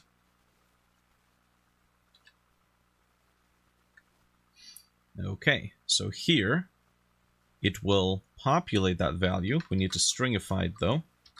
Then add / and then add the requirement. The requirement is stored right here. So we actually don't need to do this. I thought I was going to be storing it in here as the first value. First value being how many the player has. Second value being how many are required. But it looks like we don't have to do that. We'll just do that in the master node, as we have already done. Shop inventory. We're going to access item key, and that also needs to be stringified.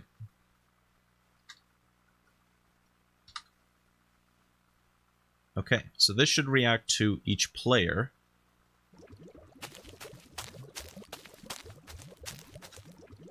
Okay, and then if I do this, 16, nice. And then if I get the other player, and then the first player walks away, they got 0. And then if I walk, okay, we probably want the horizontal scrolling not to take any space. So horizontal scrolling disabled. I'll just give it a little extra room.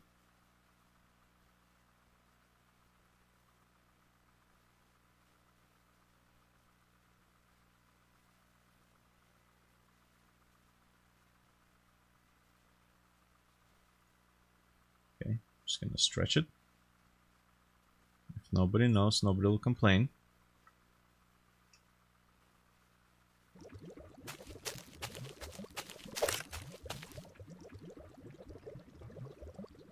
Nice. Okay, so we should be able to attack this vending machine. And that's how we confirm. We whack it. That's how we confirm what we want to purchase. Okay, so this is going to be same mechanic as what? Grass? Grass, sort of. No, it's a static body. But it's a static body we do not collide with. That's not going to work. Check the warrior. Warrior does have damage detection. Okay. And it's on layer 6, which is enemy damage area. Okay, cool. But no, that's not going to be good either. We don't want bullets interacting with vending machines. So, might have to do bush. Does the bush have a damage area? No, it does not. Cauldron?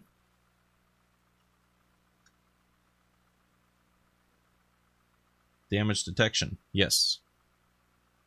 Beautiful. So we have 6, which is literally the same exact thing. But that means no. But that means we can shoot it. So also not good. Did I check the bush already? Yes. What can we whack?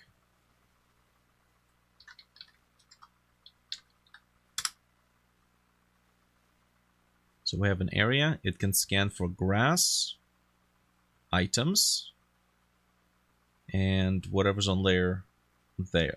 Okay.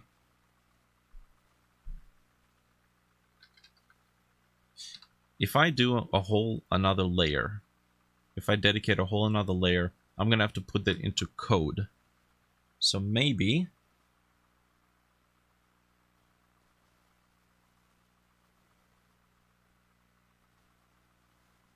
this is why I'm not a fan of using collision layers. Things get confusing very quickly. Okay, so we know that this shape can detect items.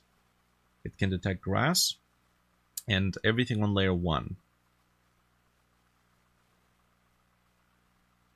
We could put it under items, but then it's going to attempt to pick up the item because the code's going to kick in. Although it does do filtering. Okay. You know what? That's fine. Shops. This would be layer 7. Okay. We are going to give the vending machine an area node. Hold on, does the slash...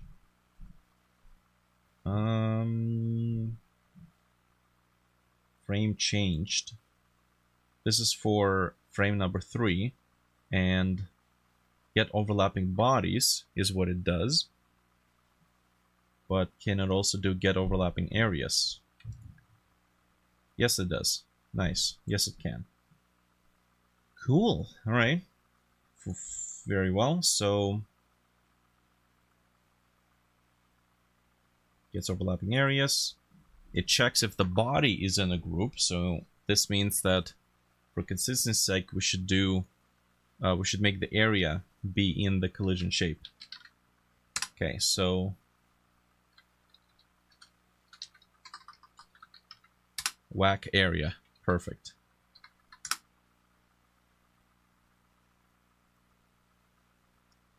Okay. I'm going to place it right here.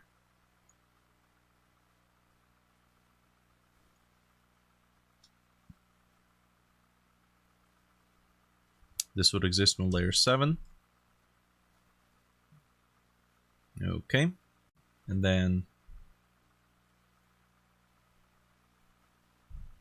I guess we do have to make use of a group.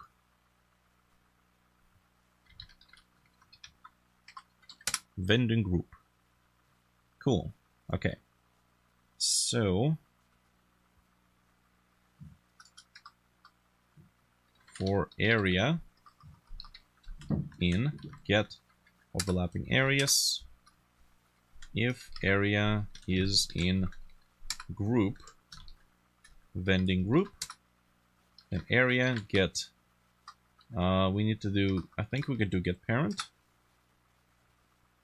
Yeah, because the vending machine would be the parent of it, direct parent. And then let's do a purchase.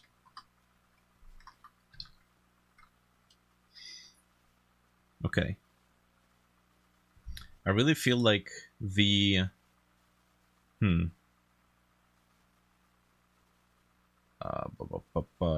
I really feel like we have to verify, or I really feel like I'm doing too many steps. Like either the groups or the layer should be enough, but apparently we're going down this rabbit hole. Also, I should forward the player into it. Because we can't be standing next to the vending machine and then another player hits it and forces you to purchase something. So let's go here. We make a function, func purchase, player or hit player. Okay, if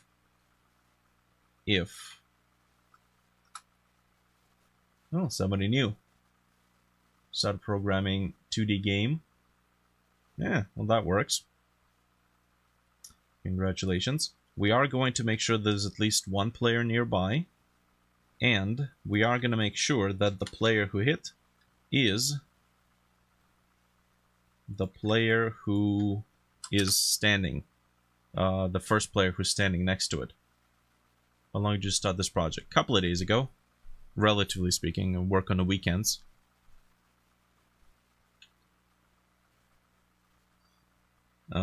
Target player, nearby players, 0. That's good.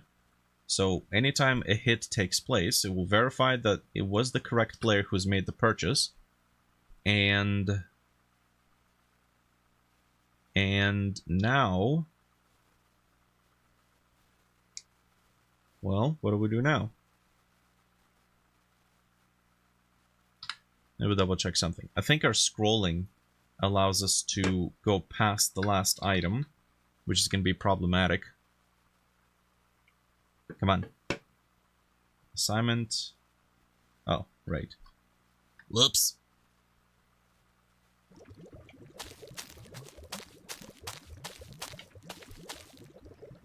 Oh, no. No.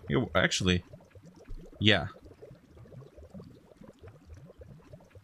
It seems like we need to subtract 1 from this. So it has to be size minus 1. Because otherwise we seem to scroll past it.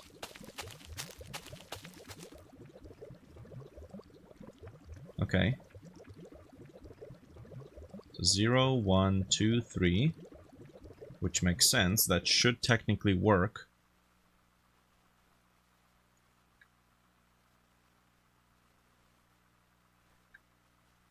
Beautiful. Okay, so that means when we whack it, we should make the purchase. Actually, let me do the visual for the whack. Let's get a position of that cursor to be down in the base. We're gonna make it wobble or wiggle.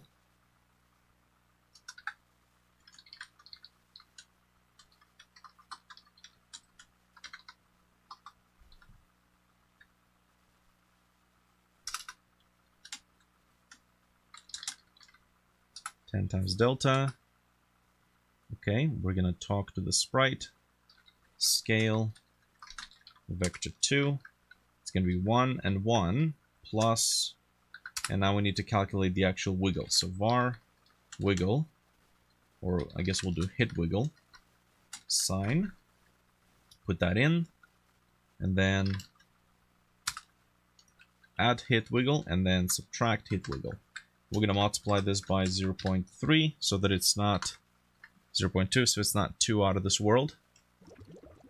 Okay, that's basically what I want to do, yes. Except maybe a little bit faster and slightly less intense. Nice. Okay, now when we hit it, it has to dissipate. Hit, wiggle, whiffle, amount. Oh, 0. Yes, when we hit it, this becomes 1.0, and then over time, times equals 0.94 should dissipate. Okay, that's way too slow. And also, we're not using it, so yay. There we go. Nice. Yeah, that works.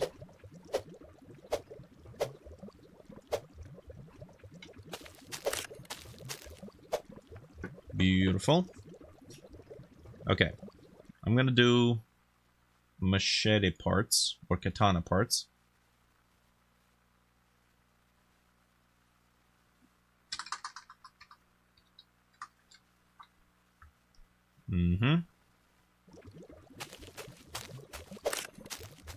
Nice. Okay. And now the purchasing part. So,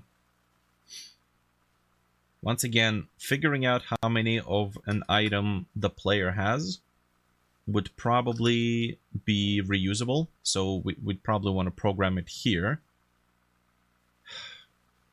Well, the first thing we need to make sure is the player has enough of this part. So we can do if we request how many of this item the player has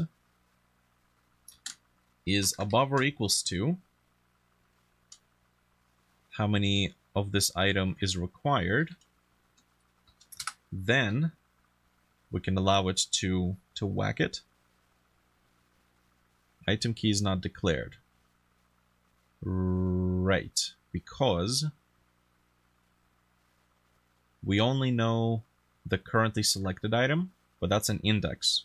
We need to get this item from that index. Okay. So, item key, inventory, we get all the keys, and then access selected item slot, or use the selected item to get the particular key. that is currently selected. Cool. Okay. What do I want to do now? Well, now we need to take that much items. So master node, do we have something like that? Give pickup item. We can only give. Okay, so take item, target player, and then parts item key. That's what we're going to be taking. And then the amount. Well, the amount is going to be however many is required. Now, we did verify that the player has this many items, so we should be okay to just run this without having to program this function to do any of this stuff. So, player, name of the item, or key of the item, amount of the item. Yes. Func take player node item key, or just amount. Okay. Well, here we go again. So start for inventory slot in player node inventory. Okay. Start by checking the item name, which we can actually just yoink.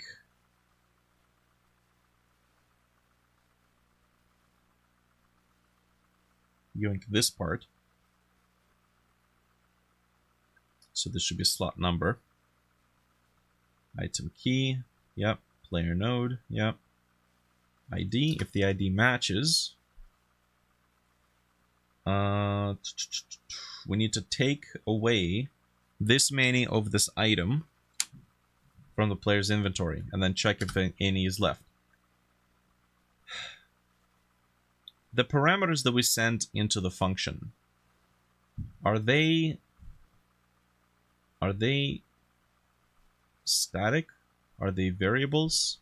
Are they constants? Are they variables? Or are they references? I mean, we do send this into it, but that is just a single value. So, I mean, for good measure, I usually do this. Required amount, and then copy the value into it. And then I just work with the required amount.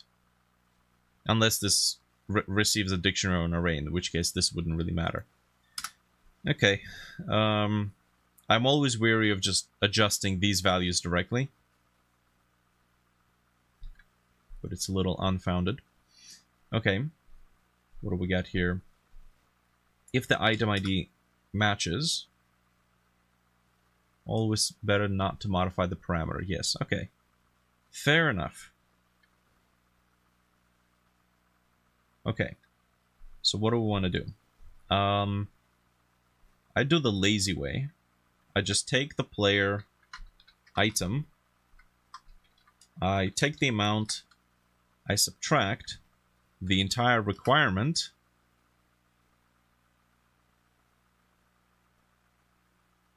Now this is going to become negative if we're requesting too many. Yes. So required amount will essentially contain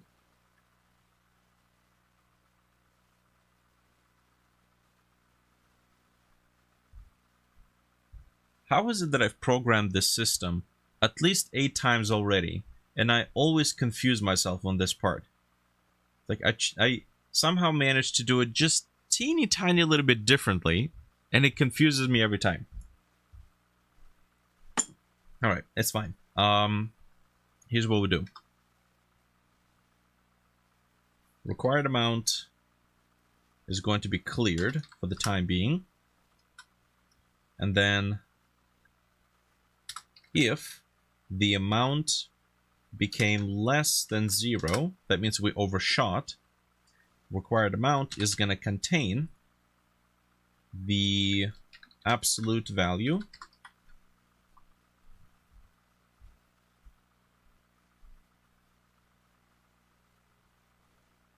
which is going to turn it positive. So that's going to technically tell us what the remainder is. But else, elif, oh, I guess no, it's not an elif. We just need to do if the required amount has reached 0,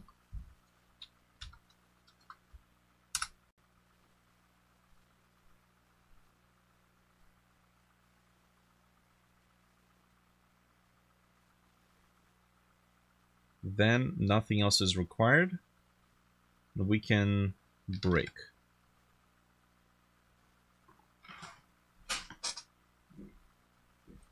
It's always the simple thing that we're just over-engineering. Oh no. We're just over-engineering. Okay. Alright. So, this is required. Let's say 16. If the ID matches, amount, which is 8, subtract 16, so we got this at 0. This becomes -8. If it is, it's less than 0, absolute, so it becomes +8, goes back to required amount. This fails, so it continues going to the next item. Now, next item also has the same item. It's got 16. So 8, 16 minus 8, this becomes 0. This fails. This stays as 0. This becomes true. We break. Okay. So we just need to make sure, after we subtract, if amount is less than 0, we compensate, and then if the amount is less or equals to 0, we have to remove this item from the player's inventory.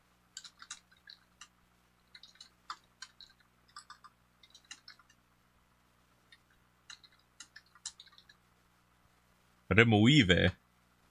Beautiful. Remove used up item.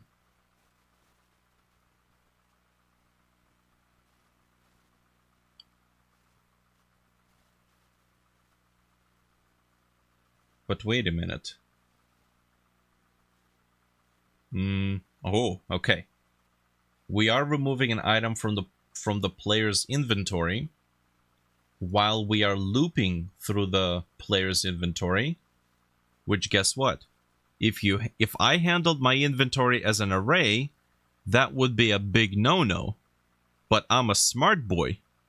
We have handled the inventory as a dictionary, which doesn't give a fuck if you delete any of the keys. All of the other keys have their exact placement fixed. This is why I use dictionaries for inventories, never arrays. Every item slot is in a fixed position. Doesn't matter if you remove anything. It is just going to continue going, hopefully. Unless this right here extracts the keys as an array, which it wouldn't really even matter. Nope, it would matter because even if the inventory slot is deleted, the keys would be preserved. Okay, cool. So I think that would work.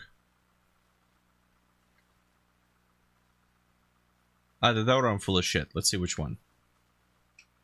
I need to actually run this. Identifier target plater. Son of a gun.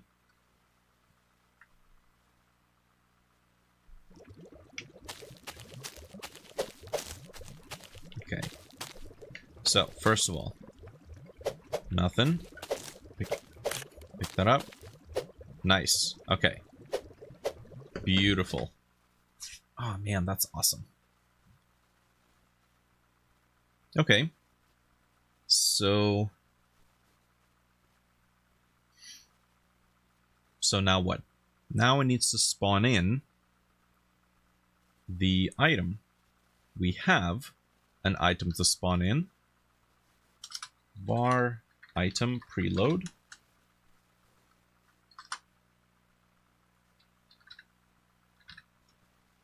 Dropped item. Nice.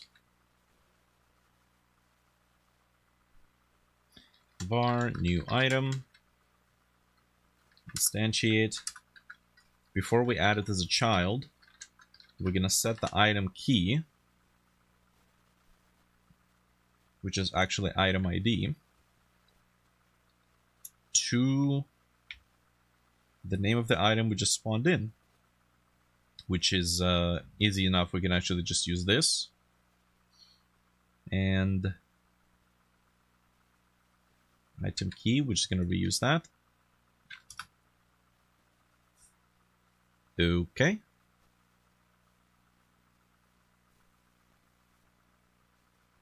Huh.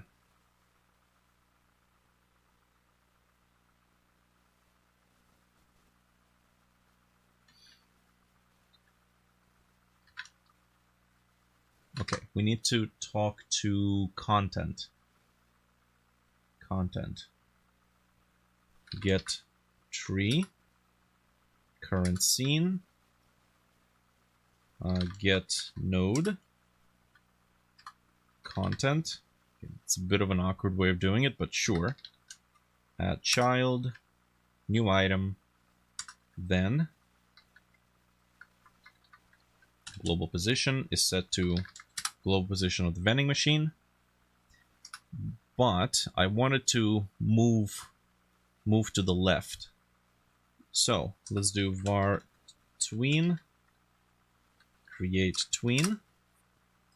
T tween property. On the object of new item, the property is going to be global position. The final value will be global position of the vending machine minus vector 264 0, and over the course of 1 second, set transition cubic, set ease out. So that should make it spew out the side.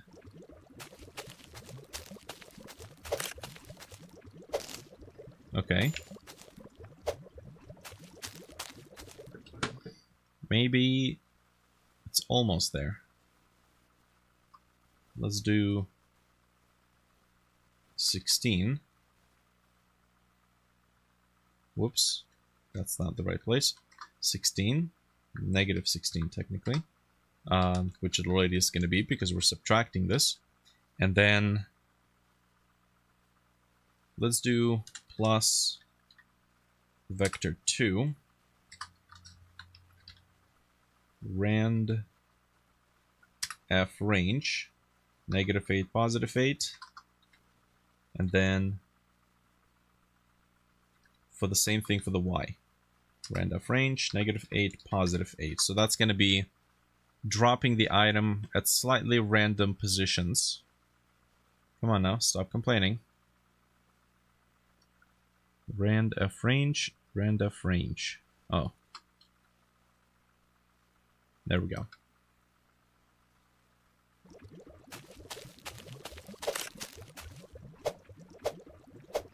Okay.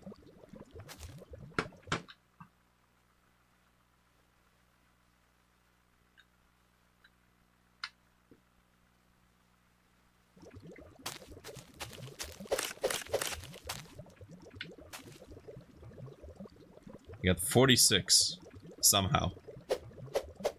Oh, and we died. And now uses the function remove on dictionary. Erase.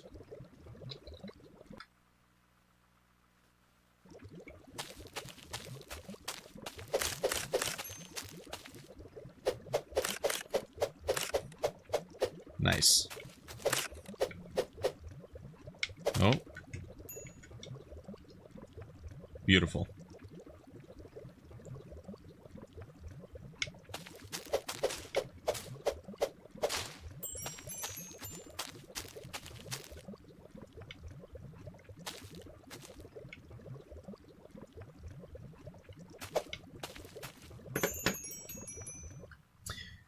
Okay, perfect. So that works. I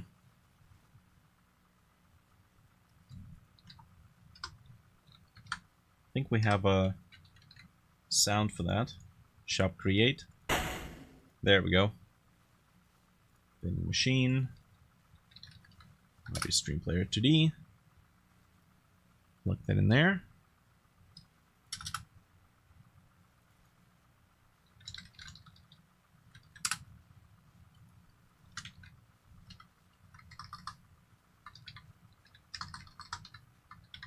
Page scale. Random float range. Negative 0.9 to 1.1. Then play.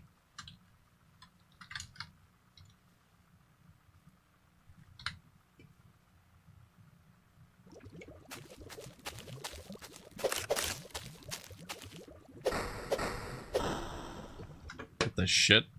Oh, negative 0. God damn it. We're playing Silent Hill all of a sudden.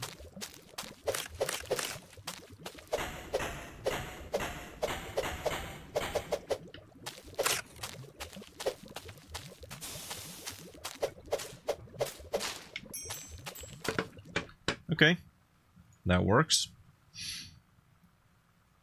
Cool. So that's one thing. While we are here, let's give the bush. I want to give the bush the damage region for the slashes.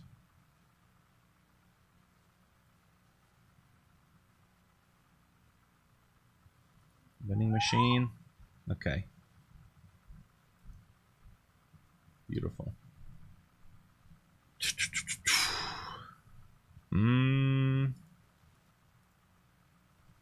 The slash checks for bodies, checks for areas. So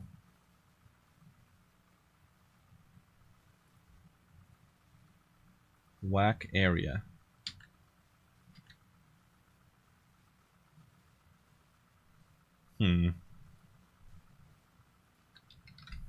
Okay.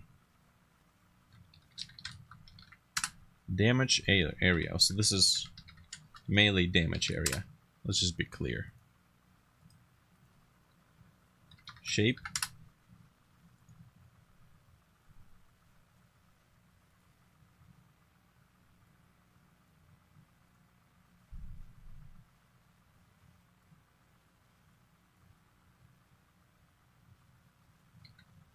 Okay. I guess we can put it into a group. Melee... What? Oh. Melee damageable group. Yeah, but if it's an area, it will be treated slightly differently. The slash only does melee damageable group on bodies. So if we do it like this...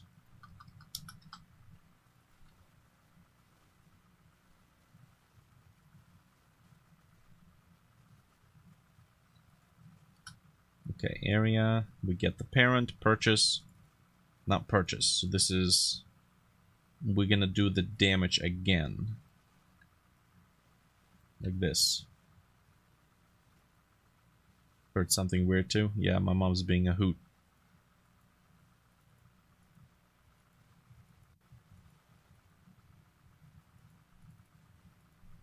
Damage amount, self.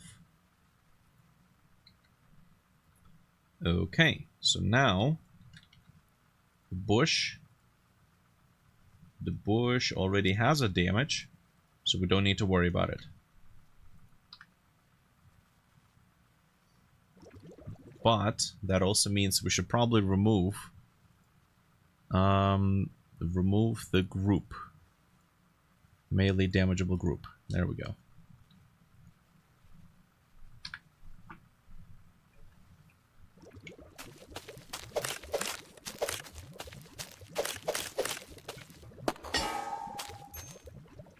Okay, what are we testing?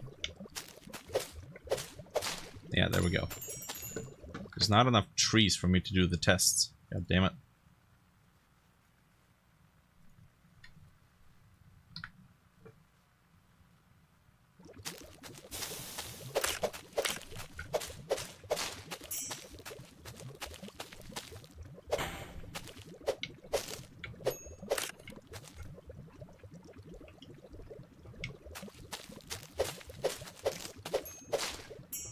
Okay, beautiful.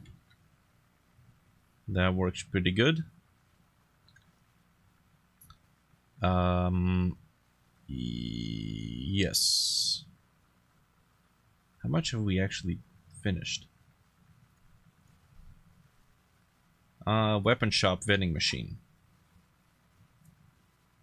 Upgrade cauldron. That's gonna be done next. Okay. Not bad. Took us a little longer than expected. I mean, technically about 2 hours-ish. Not including breaks. Cool. Alright. So, I'm gonna wrap it up here. I've got to do some stuff. Hopefully, I can come back maybe not later today. Depends on how the day goes. And we'll do something more with this. I was kind of hoping to do all three, but you know, I got on the job of it a little too late. So, cool. Not bad. Alright, see you fellas. Appreciate the company.